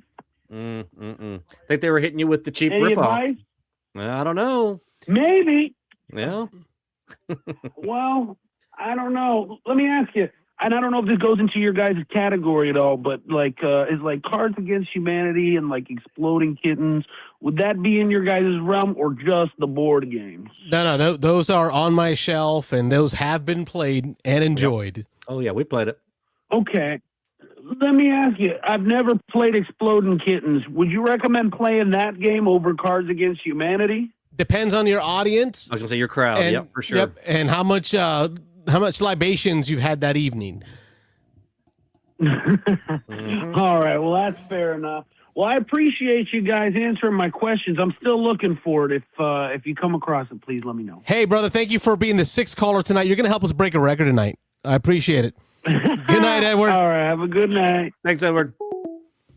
That was 6 callers, Rob. That was a little fun. That was caller number 6. Even though Caller number 6, bro. it was fun. It was caller number 6. We're going to break some records I tonight. think we may have already. I can't remember. If 5 or 6 is our record. So yes, I don't think we've gotten to 7. Let's get at least one more because that'll be an absolute record. So we'll know then. Probably is my legs cramping, Rob. My legs Your cramping. leg is cramping. What are you sitting on? A pile of board games? Dude, you know how much walking I did this past weekend at Disney? Like my Disney. legs have been hurting ever since. So y'all did the whole weekend, huh? Yeah, we were out there. We did Epcot and did the tour around the world there. Kind of drank our way around the world. Drink your way Had a around good the time nation. with the family. Yeah. We had brought some board games to play, but by the time we got back to the hotel that evening, or each evening, we were done. Like we were done for. Yeah. The kids were wild. It was savage. It was great. A lot of walking, a lot of heat here in Florida. It's already warming up. We've been 80s, 90s. Yeah. And there is caller number 7. Beans and Dice podcast. You are caller number 7. State your name. Where you calling from? Oh, sounds like it's still ringing. State your name. Where you calling from? Yo, it's Lorenzo from Seattle. One mic, one game. Mike. Mike. What's going on? If records are being broken tonight, I want to be part of it. So You are it, sir. We hit 7. Yeah, It's we're counting official. you. Even though you're officially a host, you can also be a caller. For y'all that don't know, this is a founding member, Mike Lorenzo, out of Washington. One mic, one game. Tell them what night of the week you're doing your call-in show. Oh, well, I mean, I wasn't calling to promote that, dude. I don't want you to think that. No. Since you mentioned it. I would never not mention it. So it's the first and third Tuesday of every month at 8 p.m. Eastern. I did stream this week, even though it's not, because I kind of pushed the first week of this month out. I wasn't there mentally, but anyway, I did it this week, but I am also streaming next week, which will be the third week, and then I'm back on my regular schedule. So nice. Isn't that real? Like there are weeks where I'm just not feeling it. Not up to it. Yeah. Yeah. This was one of those weeks, but I am because Wayne had said, "Hey, I got a brother in town. I'm gonna go spend time with my brother," and I was like, you know what? I hadn't heard from Rob all day. Maybe I'll tell Rob, let's just cancel tonight. Blow that sucker off. I'm never doing that. We would have This missed is all crazy. this. I would have missed all this. Yeah, exactly, man. So I'm glad I tuned in and realized that you guys were breaking records. So I'm in on this business. I will bring up something, though. Yeah. I will talk about something. So I had a call this week from a guy. I don't know who it was, but he obviously watched the show or something because he's like, we're going to talk about your favorite game. And he brought up Tyrants of the Underdark. Oh, nice. And he asked, have you ever looked at the community developed stuff? Because the community has created like their own decks in that universe, that you can kind of have print out professionally or whatever. But he also was telling me about somebody developed a modular board that is like hex shaped, and there's like special rules that he developed, and it plays faster. There's different end game trigger, but like my whole mind was freaking blown by this guy telling me this, because I was just like, I knew about the decks, but I didn't know about the custom like modular board that it looks so awesome too. Like it does add a little bit of complexity to it from what I understand, but it's not like a lot. You're not breaking out rule books and dictionaries and stuff, but it seemed pretty cool, and I definitely am planning on making some of that stuff as well. Ashwin. He's jumping in there. Yep. Listen, yeah, brother. To Wayne's comment, Wayne says, Pity look, phone call. Ashwin says, I know this voice. Wayne says, "Look, Mike's giving a pity phone call. This ain't a pity call. This ain't a pity call. I'm not above it, Wayne. Let me live that down, man. I'm not above that. I'll take it." Yeah. No, when he was the actual first call I ever got on my show, like a number of weeks ago. I was listening live when he called in. I was listening to that one. Yeah, it was like a sympathy call. It felt like, I mean, I appreciated it, but it felt like a sympathy call, whether it was or wasn't. That's just like an inside joke. So now, every call is, a pity call from him at this point, joking around. Oh, I like this one. Ashwin says, Mike, talking about Tyrants of the Underdark. It's Hell 6 yeah, o'clock brother. twice a day. Yeah. What was the topic this week, the- Mike? I missed the show. What was the topic Tuesday?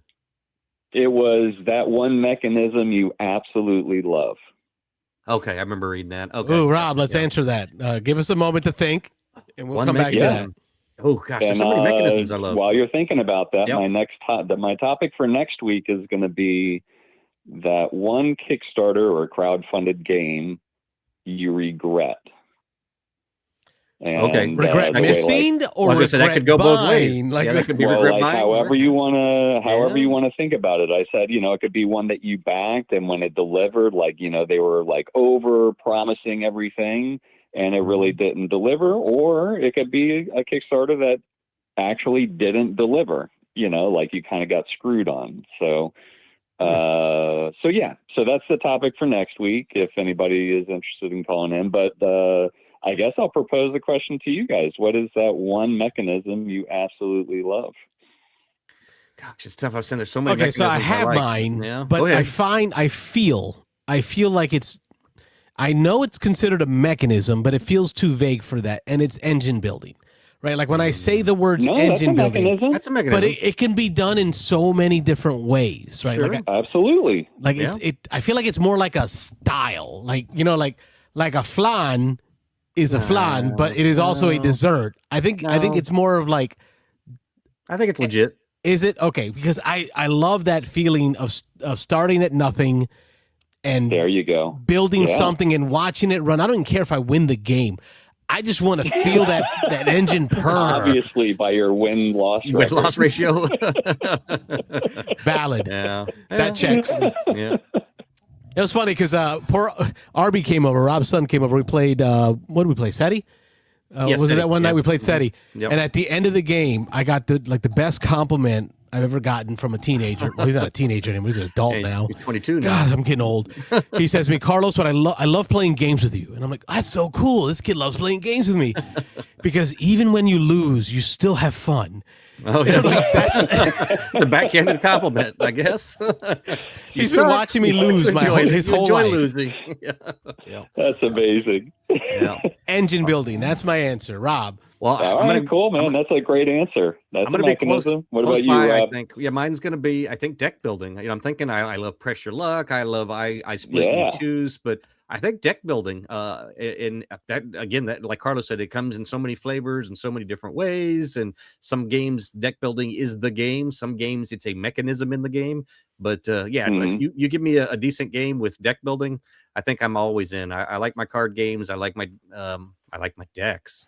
Yeah. All right. Insert. That's what she said. Yeah. It's after 10. It's Lock after here. 10. Yeah. But that's it for me. I think I love again building something. It's not an engine like Carlos likes to build that's out in front of you, but you got this deck at the end. And you're like, I did that either whether it was slimmed down and made Right. efficient, or whether it was bulked up. So you Exactly. have lots of options. You have a lot to play with there. So yeah, that's it. Yep. Out of the four that I mentioned, because I usually mention a few, like to keep the show going. That Sure. was the first one that I actually mentioned. Oh, was it? So, Deck yeah, building. good All right, choice. Carlos. Get Good on the choice. train here for the vote, Carlos. Deck building, number It's one. only because he likes Tyrants of the Underdark. Like he had to find a way to put that in there. He could have said area control, and he would have still found a way to get Tyrants into that conversation. No. Good stuff. All right, fellas. Well, I'm glad you guys are getting tons of calls, and we're breaking records left and right this week, apparently. Yes, We sir. are. You're part of that, Mike. Both coasts, east. I'm telling you, we got to start a network like coast to coast. We've had 3 continents called tonight, so 3 different continents. Yeah. Yeah, we're man, on a roll. that was crazy. Crazy. All over the place. Yep. Awesome. All right, well, I'm going to let the phone line open up here so you can get another call in and make it an even harder record to break going forward. Thanks, Appreciate Mike. Have you. a good Thanks, night. Mike. All right, fellas. See you.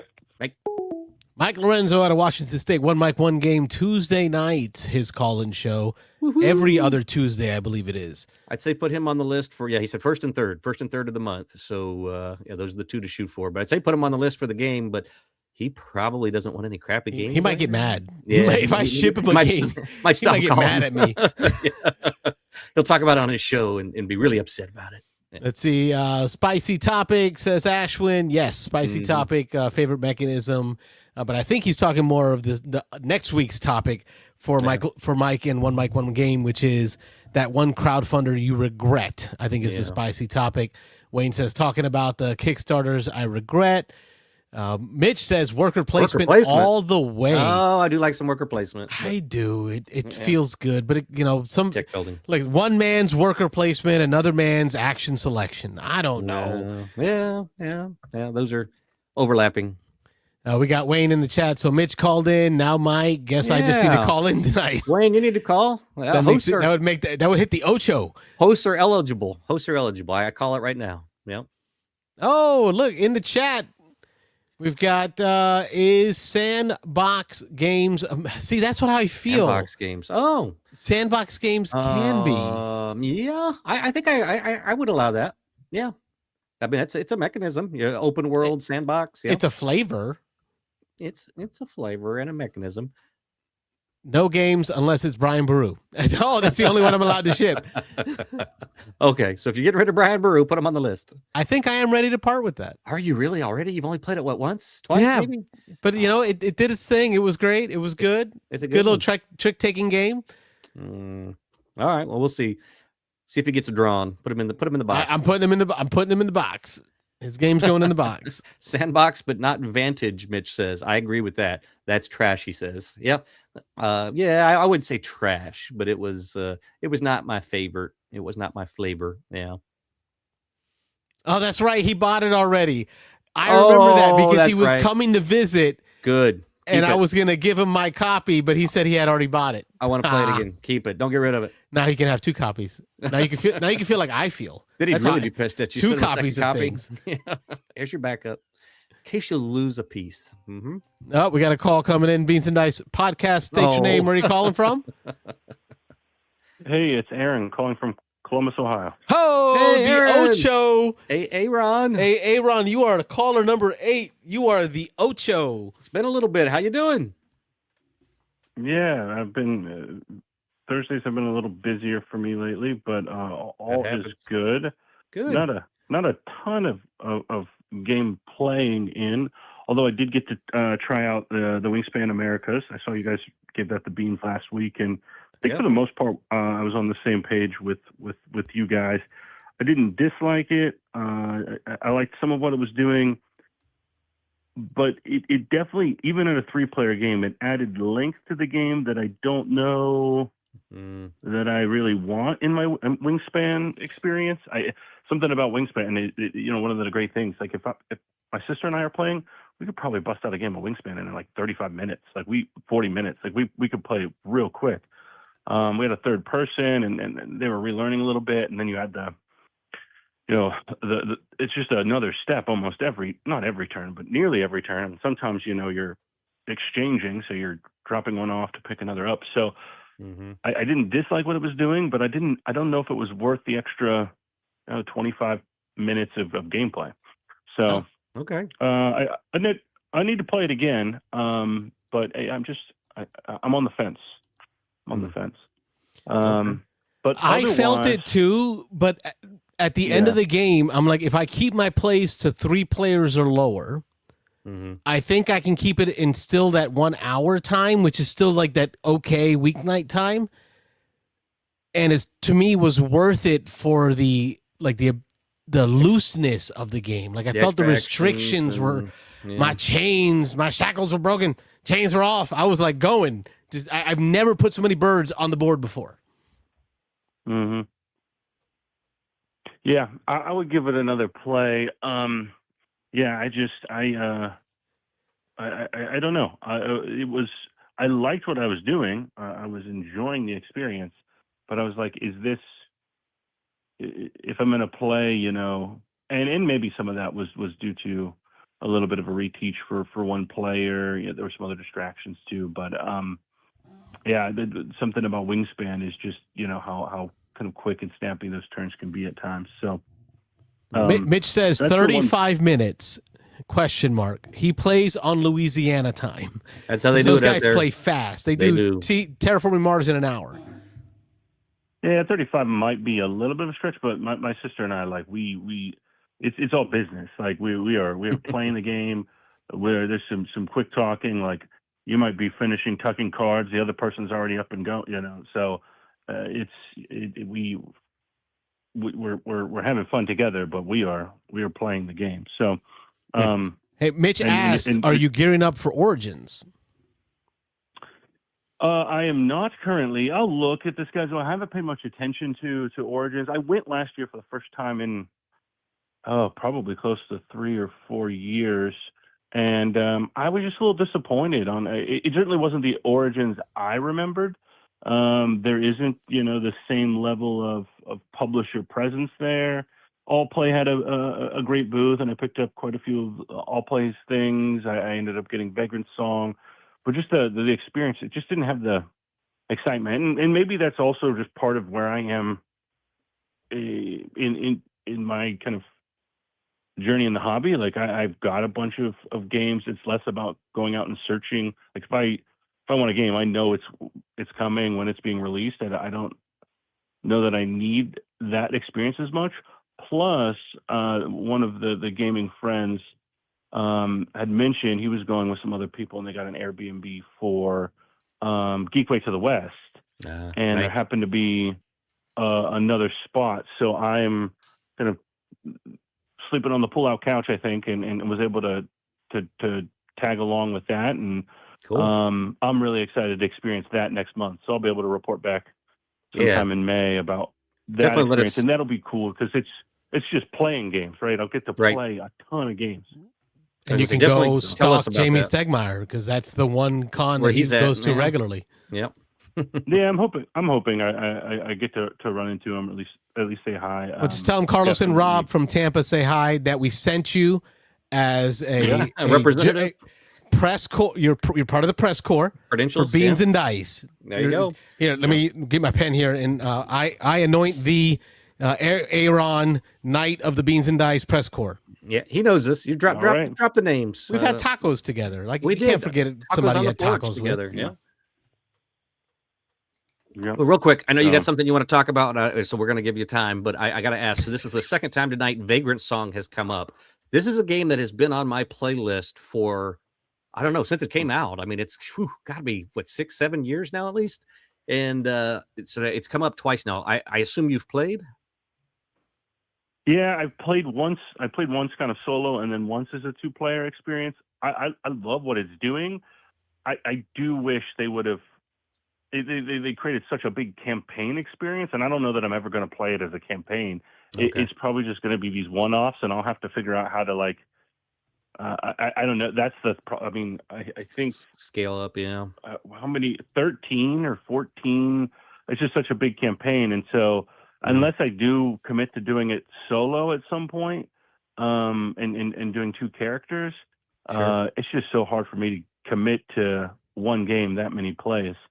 Especially something like that that's going to take some setup and stuff. But I mean, I really enjoy what it's doing. It's kind of a dungeon crawl, a boss battle, not so much a dungeon crawl, but like a boss battler that's got some dungeon crawl elements to it. But what a cool kind of theme, and the art and the environment it creates is really, really awesome. So it kind of has that cartoony style of like flip tunes. Yeah, when Rob, when you were growing up, when you were a kid. Yeah, way back in the day. Yeah. That was before me. Yeah, it's great. What, Cuphead or Cuphead adjacent sort of artwork? Yeah. Yep. It's really great. So I really got the to play acrylic standees and pieces are again, it's just the whole vibe of the game is really cool. So I haven't played much of it, but I like what it's doing so far. Pablo, just a quick comment. Pablo says I would recommend it. He hasn't played before because he heard the boss player targeting can get fiddly, but he printed out the new rule book, the new PDF rule book. So maybe that fixed some of the fiddly. So I don't know. Maybe check that out if you're going to play it and see if it changes things up a little bit. Okay. But again, I didn't mean to sidetrack you there. I know you were getting ready to go into another topic there.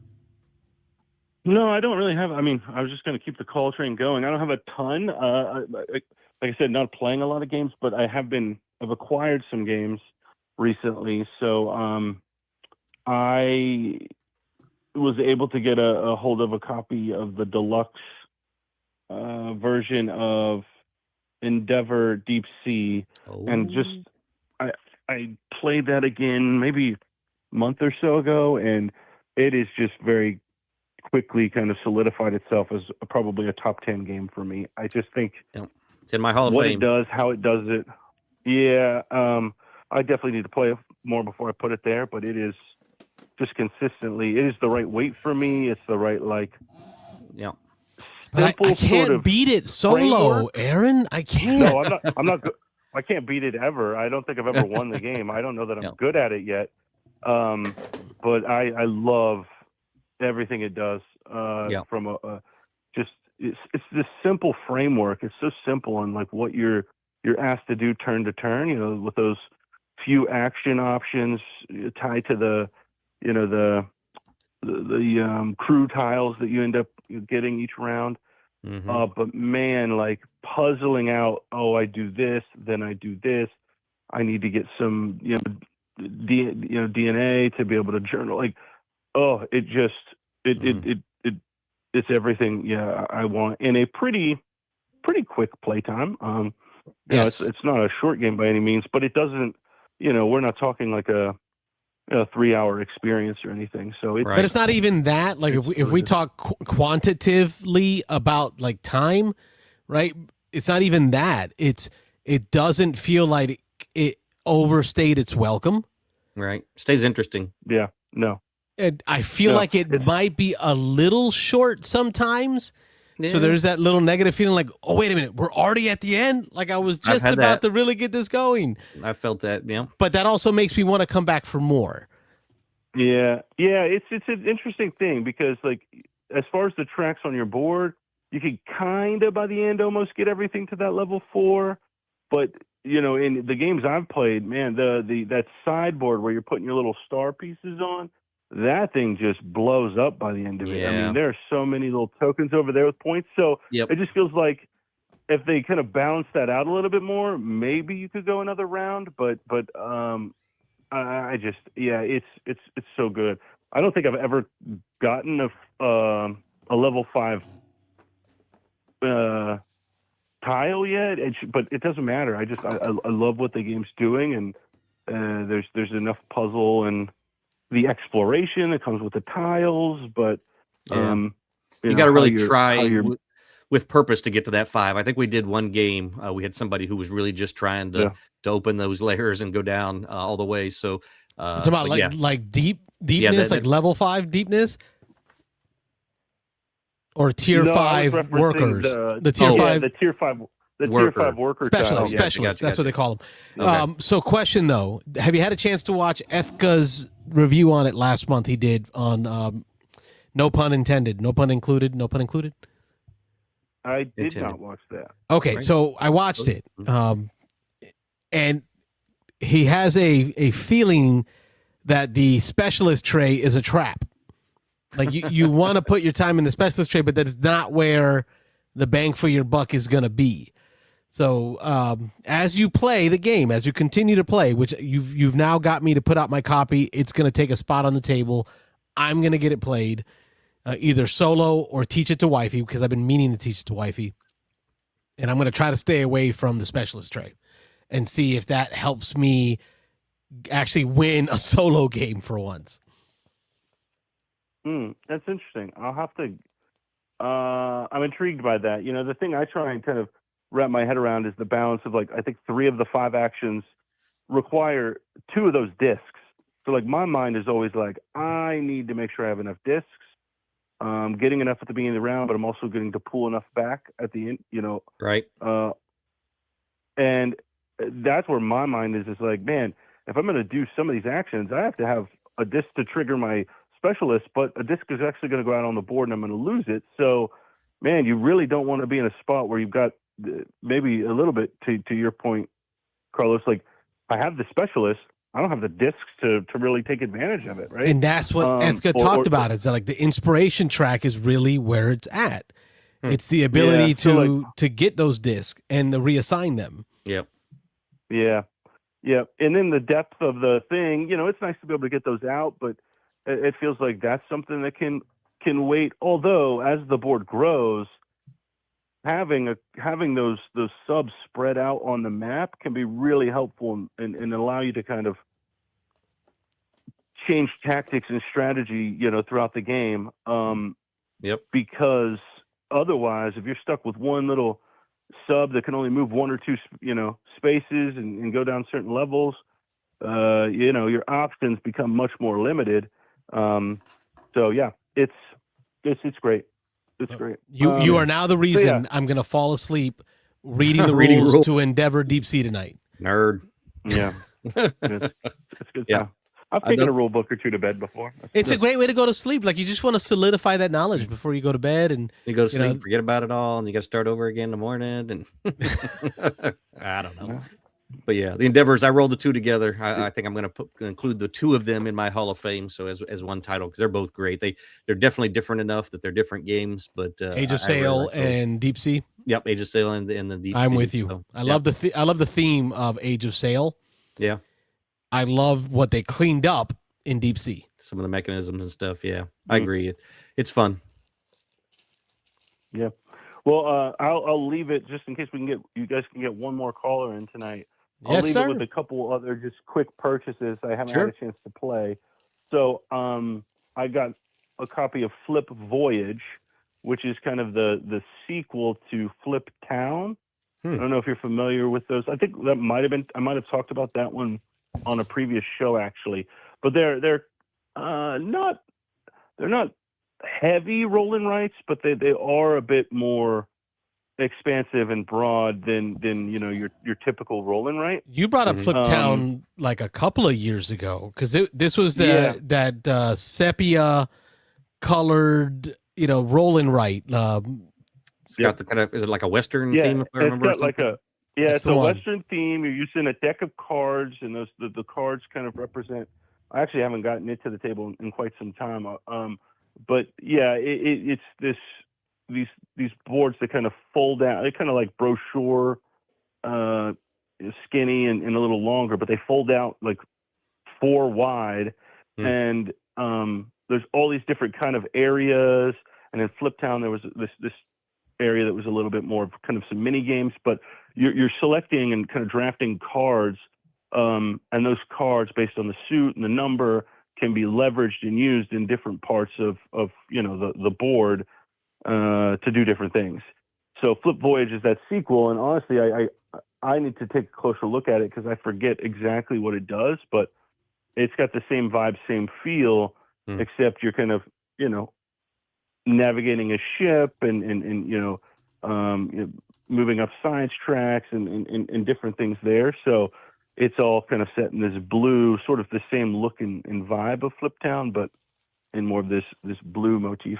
I need to find Flip Town to play it. And then, it's just Flip Town, but sadder. It's just blue, very sad. Blue. Drab.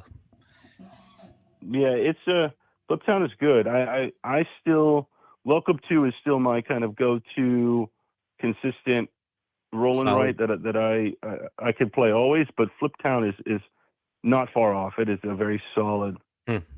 Solid. I need to find a copy. I don't think I know anybody who owns it, so I think that's been the biggest reason I haven't played it. But it sounds like something I'd really like. Yeah, I'm sure it was probably out of print. I think it's a smaller publisher that's doing it. But now that they came out with Flip Voyage, maybe they ran another print run with Flip Town. So maybe you'll start seeing it again. Yeah, cool. And then just a card game called Gudnak. It's a little bit of like an expandable card game, but it's this real tight kind of 3x3 grid these 20 card decks and just kind of an interesting tactical game there. They have these pre-con decks in the game, but you do have some very simple but some deck construction capabilities too. So I've gotten that to the table once and how do you spell that? Cardnack, C-A-R. Gudnak. No, Gudnak. G-U-D-N-A-K, maybe? There it is. N-A-K, yep. Good. Okay. I haven't heard Not of this familiar one. with this one. No, I haven't heard of it. Yeah, I actually think Jamie just the guys over at Covenant kind of introduced it to me, and I've been kind of keeping an eye on it. It was out of print for a while. Are they still and then it around? came back. They are. Team Covenant? Mm-hmm. They slowed down on the streaming, but they're doing it once a week now. So I still Man, I used to buy so much acrylic from those guys for X-Wing. Oh, really? Oh, yeah. They made the best X-Wing acrylics. They do acrylics for everything. Yeah. Yeah, they've stopped doing that now. They're in a different kind of stage, I think. But yeah, I have my Marvel Champions tokens. They were doing some great acrylic work for Arkham Horror. So the Arkham Horror. I know they did a lot of stuff. Yeah. Mm-hmm. Yeah, but now, they're touching a lot of the indie card game space and promoting that. But I think they're, for the pandemic, they were streaming almost every day and partnering with some people. Now it's just kind of once a week, and they're doing some other things. But yeah, so, and I think Jamie mentioned it on his most recent one of his Sunday streams. So yeah, take a look at it. Very cool. Check that out. All right, guys. Aaron, it is always a pleasure to talk to you, brother. Time flies when we get to talking. He's going on the board there for a possible free. We call them crappy games. They're not crappy games. They're actually good games. If Carlos bought them, they're good games. But they're just games that are down on his list that he that was a lie. Clear out. So, Maury Povich is opening the envelope. That was a lie. That was a lie. No. Good night, Aaron. Good night. Have a good one, guys. You too. Thanks. Phone line's still open, 813-618-7099. We're keeping it open all the way to the end of the show. About another 10 minutes. Call in. Aaron calling in. Thank you so much for making it a call-in show. Number 8 was that? Oh, here's another call. Beansanddice Podcast. State your name. Where are you calling from? Hey, Wayne from Tampa. Oh, Wayne got in there. It's going on the board. It counts. Put it on the board. It came in through the phone. It counts. What's up, Wayne? And it'd be crazy. Man, you missed it. International night, brother. Oh, I know. I saw. We were watching hockey with my brother for a little while, and so I saw it. It was cool. Mm-hmm. Mm-hmm.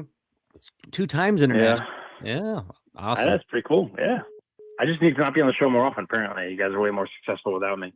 Obviously, no. People have asked about you. You've heard. People have asked where you were at. So, and that was interesting because the international caller was like, "Hey, you usually have a third guy on here." Yeah, where's that third guy? He's annoying. Good thing he's not here. How'd you get rid of him? Anyway. All right. So, Carlos, first thing you got to do though, you got to bring up that private message I sent you. Oh yeah. I Thank pulled you. it up. Yeah. We got. For Eduardo in Tennessee. Oh, is that what? How I didn't look at the price. Eduardo in Tennessee. Wayne found it. Said you get it. I found it. You owe me $1,000. Eels and escalators. There you go. Yes. Eels and Offer was made. Consideration was taken. SpongeBob SquarePants. You can buy it on Amazon for like $20. What a racket! You get 1,000. He buys it for 20. That's a good deal. Exactly. It's all good. Yeah, cool. That's sweet. All right. I almost feel like I need to go at Mitch for calling Vantage garbage. Oh, yeah. He's never liked it. Or trash. Called it trash. Trash. We called it. Mm-hmm. I tell you what, so I have 2 games in, and I have never set up a solo game as fast. Never played a game that was as fun solo, and never at the end of it been like, man, I kind of want to play again. Mitch says, boo. Yeah, Mitch doesn't know what he's talking about. It's not amazing, right? But it is engaging, right? And Vantage is a game. It's a choose your own adventure game, which is great. It is a game. Yeah. A game, activity, a game. Yeah, gatekeeping over there much, huh? I know, right? Right, much. But like when I talked to Mike on his show and I talked about it, I said, Mike's of an age, you guys are the same. We're all about the same age. So we grew up reading those Choose Your Own Adventure books. Yes, we did. That's what Vantage is. Vantage is a tabletop version of a Choose Your Own Adventure book. Yeah, I could see that a little bit. Yeah. You know, they actually do have Choose Your Own Adventure games, but yeah. I know. I played them. I played the one box. Yeah, I got the first one. The first one of the Choose Your Own Adventure. It was fun. Yep. Yeah. It was good.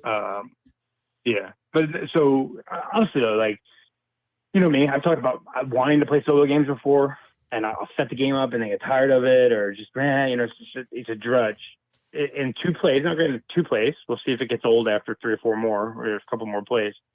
Yeah. But after 2 plays, like after the first play, I was immediately thinking, like, man, I need to play it again. And then, like, a day or 2 later, instead of just kind of sitting at my computer and doing BGA or watching YouTube or doing whatever I normally do, just kind of killing time at night, I'm like, you know what, I'm going to go set up Vantage.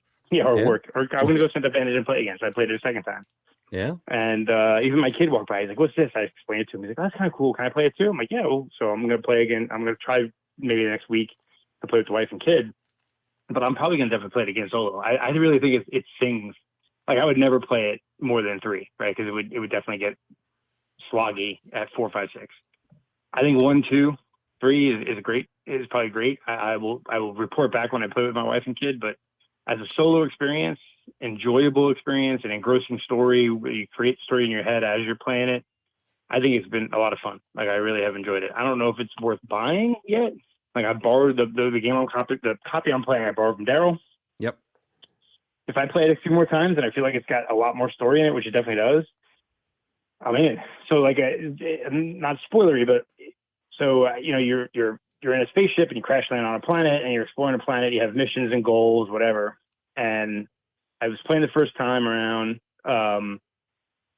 The game within a game. Yeah, I think I have a little bit. But what was cool is I get to one card, and when you're looking at the card, you really have to pay attention to the art. And so on there, I see that there's like a tower, like an old like castle tower. And I'm like, all right, you know what? There's one that's like, there was an option that made it seem like you were going to climb it. So I did it. I climbed the top of the tower. When you got to the top, it was like you hear the book, read the passage, and it's like, okay, you climbed up the tower and you found this room, you explored the room, and then you got to the top, and okay, now you get to go to the Book of Secrets or the Book of Vantages and look at this one page. And when you look at the page, you're like, oh crap! Like it was like, I don't want to talk about it more, but it's like, you're like, man, that's really cool. I got to do that. And I think I got to get to that. I got to get to what I'm seeing right there, you know, in the Vantage, because you're on the top of a tower, so you get like a better viewpoint of what you're looking at. And it's like a blown up card. You're like, oh shit, I need to get there. And so you try to figure out, how do I get to there? Okay, well, it's probably 2 north and 1 east, or 1 east, 2 north, 1 left, or whatever. It's just cool. I've enjoyed it a lot. I can see where some people do not like it. Yeah, hopefully you don't get lost like I did. I was going in a circle. I got stuck in a circle. I could not find my way back to where I was trying to get to. It was irritating. I think what I got out of that is you're not supposed to do that. You're not supposed to try to go back to where you were. You just move on, I guess. Rob. Well, you move on. I had a thing. I had to get back. That was my objective, and I couldn't get back. So, I don't know. So Mitch was saying, flipping through the car booklets and searching for cards is just way too free. Just play a video game. But I like the idea of the tactile feature of it. And actually, like, playing solo, flipping through the cards, I had the box right next to me. It seemed like every time I went to grab a card, let's say I needed 1357, I would just go, okay, here's cards 1100 through 1500. That's about 1357. And like freakishly, like every time I'm within like 3 or 4 of where the card is. So I really had no issues looking for cards. But the only thing pain in the ass is at the end of the game, if you have 10 or 12 cards out and you got to put them all back away. But that's cleanup better than setup. I'd rather set up a game and get playing within 3 minutes than taking 30 minutes to set it up, because by the time I set it up, I don't want to play it anymore, right? Yeah. So, but I'm enjoying Vantage so far. I'm excited to try it some more and with 2 or 3 player. So I'll definitely report back on that. But I definitely don't think it's trash. I think it's a game that some people will not like, some people will. Go ahead, Rob. Sorry. Oh, I was just saying, my only play was with 3. Nick and Joe and I played, and Nick kind of ran it. I can't remember if he had played once before or if it was his first play. I think he might have just read the rules, or he might have fiddled with it a little bit. And it was a long game with 3 of us. I want to say it was 3 hours ish. And Yeah, there was a lot of kind of sitting around watching other people do their thing, and so I don't know. I'll be interested to hear from you. It sounds like maybe solo is a good way to try it, but once you play with 3, I'll be interested to see if you think it holds. Yeah, that'll be interesting. I think solo is a great experience because I think the 2 games I played was first one was maybe an hour and a half, second one was maybe an hour and 45. And I got 2 conclusions on both of them. So, but yeah, it definitely. But I guess it's because of the story-based nature of it. It's definitely it's not a quick game. It's not the kind of game you're going to play quickly. But it kind of went quick. Yeah, Mitchell figured out how to play it in 30 minutes. Louisiana time. Screw the cards. I'll just read the book and make up my own story as I go. Yep. But yeah, that's it. I mean, so I figured that. I mean, I'll say the rest of we had a really good game day this past week, guys. You guys missed out on a good one. Yeah, I missed it. Yeah. Oh, God, it was 4, 8, 12. There was probably 16 of us there. What it sounded like. So it was good. Yeah, it was a lot of good games getting played. Got to play basically every game I played was really good. So I definitely have a twig for next week. So that's pretty good. Mitch is asking if you go for the epic victory in Vantage. Where you complete both like a personal goal and the overall goal. I haven't yet. I've just ended after I've gotten one of them done. Although I guess the second one I did was kind of an epic victory because like the main goal was to complete your personal goal. So but I just want to experience the story. Like I don't care at like epic victory or victory. It doesn't matter to me. It's like I completed my mission or I did my story. It was conclusive. So I'm like, okay, I'm good. I think that's the cool thing is like you can stop at a certain point if you want. Like I'm like, okay, that part of the story is good. Now I can relive it. And it is cool because you are, I'm talking about 2 plays here, but even in 2 plays, like some of the knowledge and some of the things that you gleaned in my first play, I used in my second play to be like, okay, I probably don't want to go there, or I probably want to do this because it'll probably give me something similar to last time, or, things like that. So that you can build up your knowledge and lore of the world playing multiple times, which is kind of cool. All right, before our 10-minute timer is up, I'm going to share this with you too while you're watching. As we prepare for Dice Tower East, we got new swag that's come in. Ooh! Look at these shiny new Beans and Dice stickers. Okay. Oh, and I have the lanyard stickers, the little the peel and stick things that you put on your badges. Oh yeah, the banners for the badges. Cool. The banners for the badges. Yeah, I have a bunch. The ribbon. That's what we call it. Ribbon. Yes, the ribbon. So we've got some new swag that has come in that we're going to have ready for Dice Tower East. So if you see this as Dice Tower East, make sure you tap us on the shoulder. So I'll have these. Wayne will have some ribbons. But I thought I'd share that with you. I was going to wait till you were on the show, and now here you are. How pretty they are. They're fancy. Very fancy. Yeah. I still have a few of the dice and the bottle caps and the old stickers. So I did get a voicemail here in between your call, Wayne. So I'm going to play that. Right, well, so we can call that 9.5. 9.5. Play a voicemail, right? Almost 10. I'll call in when I hang up. Yeah. There you go. All right, brother. Have a good night. Right, thanks for calling, Wayne. Have a good night. Bye. All right, that was Wayne, co-host. Makes it 9 callers for the evening, but we did get a voicemail in between there. The phone line is still open, so if you want to call and make it 10, this I think makes it a 9.5. Let's see if this will play. All right, I can't believe I got beat out twice in a night. I'm still gonna watch. Maybe I can still get in, but I want credit for whatever caller it is to increase the number for the record. Anyways, this is Joey from Colorado. I'll check you out and see if I can get in there. All right, bye-bye. Do we call that a call? Do we call it a call, or do we? Let's see if he calls. Let's see if he calls. Because if he calls, then we can make it officially on the board. If not, we'll have to make a judgment call. Beans and Dice Podcast. State your name. Where you calling from? Hey, this is Joey from Colorado. Hey, there it is. Caller number 10. Double digits. Woo. Okay, Rob, when I bought this little thing, you never thought I was looking for one that only had single digits because I never imagined that we would make it all the way to 2 digits worth of phone calls in one night. There it is, Rob. You don't even know how to work that thing. You don't even know how to work it. I don't even know. Look, get there. I had no idea the other side was yellow. Yeah, the other number's yellow. I had no clue. Caller number 10, Joey. Welcome back to the show, brother. Yeah. Hey, how you guys doing? I that was my voicemail too. I don't know if you played the whole thing, but anyway. Yeah, we caught that at the end. It was great. Thank you for drop. So that makes it 10.5 calls tonight. Oh yeah. Okay. Well, the previous one was also me saying that I got beat out the first time. I think it was Aaron beat me out. I saw one at 10:20, but the calls haven't stopped, so I never got to play your 10:20 voicemail. Just your 10:50 voicemail. We love the persistence. Yeah. I don't mean to keep you up late. I want one of those stickers, so I got to figure out how to buy one of those. I love anything. I'm sure Carlos can find a way to ship one out. Well, here's the good thing is you're going on the list for the raffle of games, which means we will throw one in the box when we figure out what game is headed to Colorado. There you go. Ooh, nice. Hey, I don't want to keep you too late, but I want to bring up a topic, and that was I spent the last of my Noble Knight credit. I don't mean to patronize them on the air, but you're the second person tonight that's done it. That's all right. You would not be the first tonight. Well, maybe we got a partnership coming up. But anyways, regardless, I spent the last of mine, and it was on.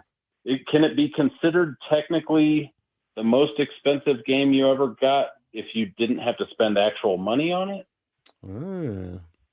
I don't know. It was credit from traded in games. Anyways, it's Bruges, and it went up from. We'll allow the girl math. It went up like $55 from the last time it was available, but I thought I might not see it again, so I wanted to pick it up. And the point of me selling was to sell a bunch to regain a little, so that I made that much space in my collection. That makes sense. That's logical, Carlos. Sell a bunch, gain a little, make a little space, get something you really need. Or just buy it. I don't know. Buy it all, feeling cute. Might just buy them all. I don't know. Yeah, I agree with that, but also that one, just being an out of print, I was hoping that I could trade in, get credit, use the credit. Because everybody I've messaged on Board Game Geek, the geek market, nobody's responded. And even the person who wanted games that I offered that they wanted in trade didn't want it. They were like, oh no, it's more valuable than that. I'm like, I just put out what you said you were willing to trade for. So don't start with that. I don't know. Trades I have not done. Yeah. But how old are the listings? Like, were the listings aged out? They were pretty recent. I mean, I'll say within a year and within mostly 6 to 5 months. Listen, folks, if you're on the geek in the marketplace and you don't want to sell the game anymore, pull off the listing. Don't keep it up there. Don't even tease me like that. Well, it could be someone is no longer with us and their stuff is still out there. You're a nice guy. We like you.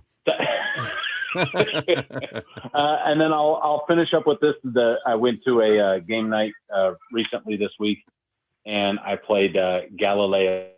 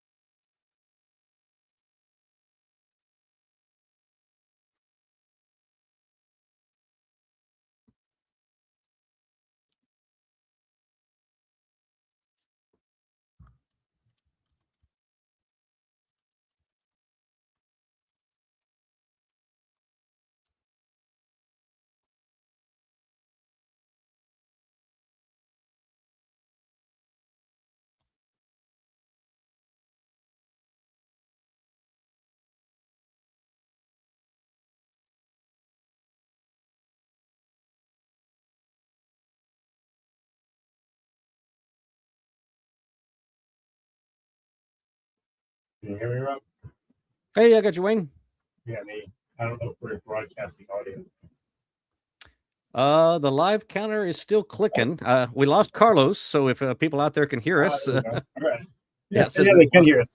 Mitchell says Wayne to the rescue. So I'm not sure. Carlos must have had a technical glitch on his end in the studio. Luckily, we made it through the 2 hours, so we're right at almost exactly 2 hours for the show. But I appreciate you jumping in, Wayne, and saving me. I couldn't tell. I was like, I don't know if people can see my house, and I was like logged in. I'm like, oh, let me jump in. Yeah. So I guess we can give it a minute and see if Carlos tries to log back in. Carlos tries to log back in. Yeah. But So it was your brother that was in town? Yeah, my brother came into town, and like normally when I've said it before, I care for an elderly parent. So usually when I go on vacation, my brother comes down to help out while I'm away. This time he's like, I'm gonna come down and we're just gonna hang out. So he's coming down where we can just hang out together. Sweet. The Premier League, English soccer, has a big like fan fest here in Tampa this weekend. They do Premier League mornings live, and it's in Tampa Bay at the Armature Works this weekend. So we got tickets to go. So Saturday morning we're gonna be down there at like 5:30 in the morning online, because it's like they gave out way more tickets than they have space, and like once it fills, then it'll be a queue, so that as people leave, people can come in. So you want to get down early to get in. So anyway, we'll do that. We're gonna golf tomorrow. I told him, explained to him Battle of Hoth. My brother played games, but he played games like Risk and Supremacy and those kind of things when we were kids. He really hasn't played a lot of games later in life. But last time he was down and where we got to play, I taught him Axis and Allies D-Day. Oh yeah. And he loved it because we played Axis and Allies as a kid, but he loved the 2-player D-Day version. Sweet. And I explained to him Battle of Hoth tonight, and he was like, "Oh hell yeah, we're playing that." So oh yeah, nice. Yeah, probably tomorrow night I'm going to teach him Toy Battle and Battle of Hoth. So Toy Battle's so good too. I've been playing that with my daughter on BGA. We've got a thing going now. We're just switching boards and jumping around. So yeah. So I'm going to teach him Toy Battle and Battle of Hoth, and then actually he walked in tonight and he saw Carlos let me borrow Watergate. Oh yeah. What's this? I'm like, oh, it's a board game where one of you're playing Nixon and the other people playing the reporters. He's like, ooh, that sounds cool. He's big history, political buff. Oh yeah, okay. Yeah, that's right up his alley then. Yeah, he's right up his alley. So we'll see. I might be able to get a couple of those games in the next few days. So. Sweet. Yeah, I was going to ask you which games you were gonna sneak in there. So we all do it. If somebody's over, you gotta get a game or two in. Get some games in there. So that's sweet. Cool. So all right. Anyway, so yeah, I have the ability to end stream, so I can end stream whenever we want. Yeah, I was gonna say it looks like Carlos has probably had some kind of crash over there. You may be restarting computers and stuff, but like I said, we are now over 2 hours, 2 hours and 6 minutes since we started streaming. So I think we're at a good spot here. I mean, it was great, and big shout out to Joey from Colorado. We have apologize that technical difficulties cut you off there at the end. Yeah, we'll try and maybe see if we can catch up with him again next week so he can finish what he was talking about. But or maybe he's talking to Carlos now, and Carlos can give us an update on it. But man, a new record. So 2 international calls, Netherlands and not Egypt. Israel. I keep saying Egypt. Yeah, it's Israel. There we go. Netherlands and Israel. And then we number 10 had 10 callers this week. That's definitely, even if you take out the three like plans, Mitchell. Yeah. Mike and me, it's 7. That's still that might be a record even then. Yeah, that's hefty. And so I know, but I think those are all legitimate calls. I mean, we got them all in there. Yeah. So sweet. All right. Well, go ahead, Rob. Yeah, we appreciate everybody calling. Beans and Dice podcast. Check us out every Thursday night from 9 to 11 Eastern Standard Time. We're here, usually the 3 hosts when we can all be here. Rob, Wayne, and Carlos. Oh, Carlos is popping back in here. Let's see if he gets in here to help us wrap up the show. Hey, Carlos, can you hear us? You're on mute, it looks like. I don't know if you're okay. Off mute now. Hey! Oh, he's on a phone. He got a computer crash is what I was guessing. All internet. At Casa Cabrera, all internet. Oh, the whole internet. So it's a good thing I had just logged in, so I saved it and I was able to jump in and get audio to go out to everybody. Kept the stream going, so we're still on live at the moment. Thank you. Joey says good night. We had a good chat about Galileo Galilei. I want to play that. Yep, and it was a good conversation. Y'all missed it. Sorry about that. Well, we said we'll either have to update us next week or he could call back in and tell us about Galileo Galilei next week. So I'd love to hear about that because I want to play it. Yeah. Well, Wayne, thanks for popping in and saving the studio. So at this point, I think we will shut her down so we don't lose all this great video footage we have, and we'll post it up for the podcast. 10 calls, Carlos. 10 calls. What the hell? I had no idea that other side was yellow. Yeah. High five. Hey, we did it. We did it. And we're international, too, all in the same night. That's what we said. 2 international calls. That's crazy. Yeah. All right, Wayne, we'll see you next week. Rob, see you next week. Gentlemen, thanks again for joining. All you folks at home, if you like what we do here, just check us out on Venmo, Cash App, PayPal, @Beans and Dice. You can support us that way.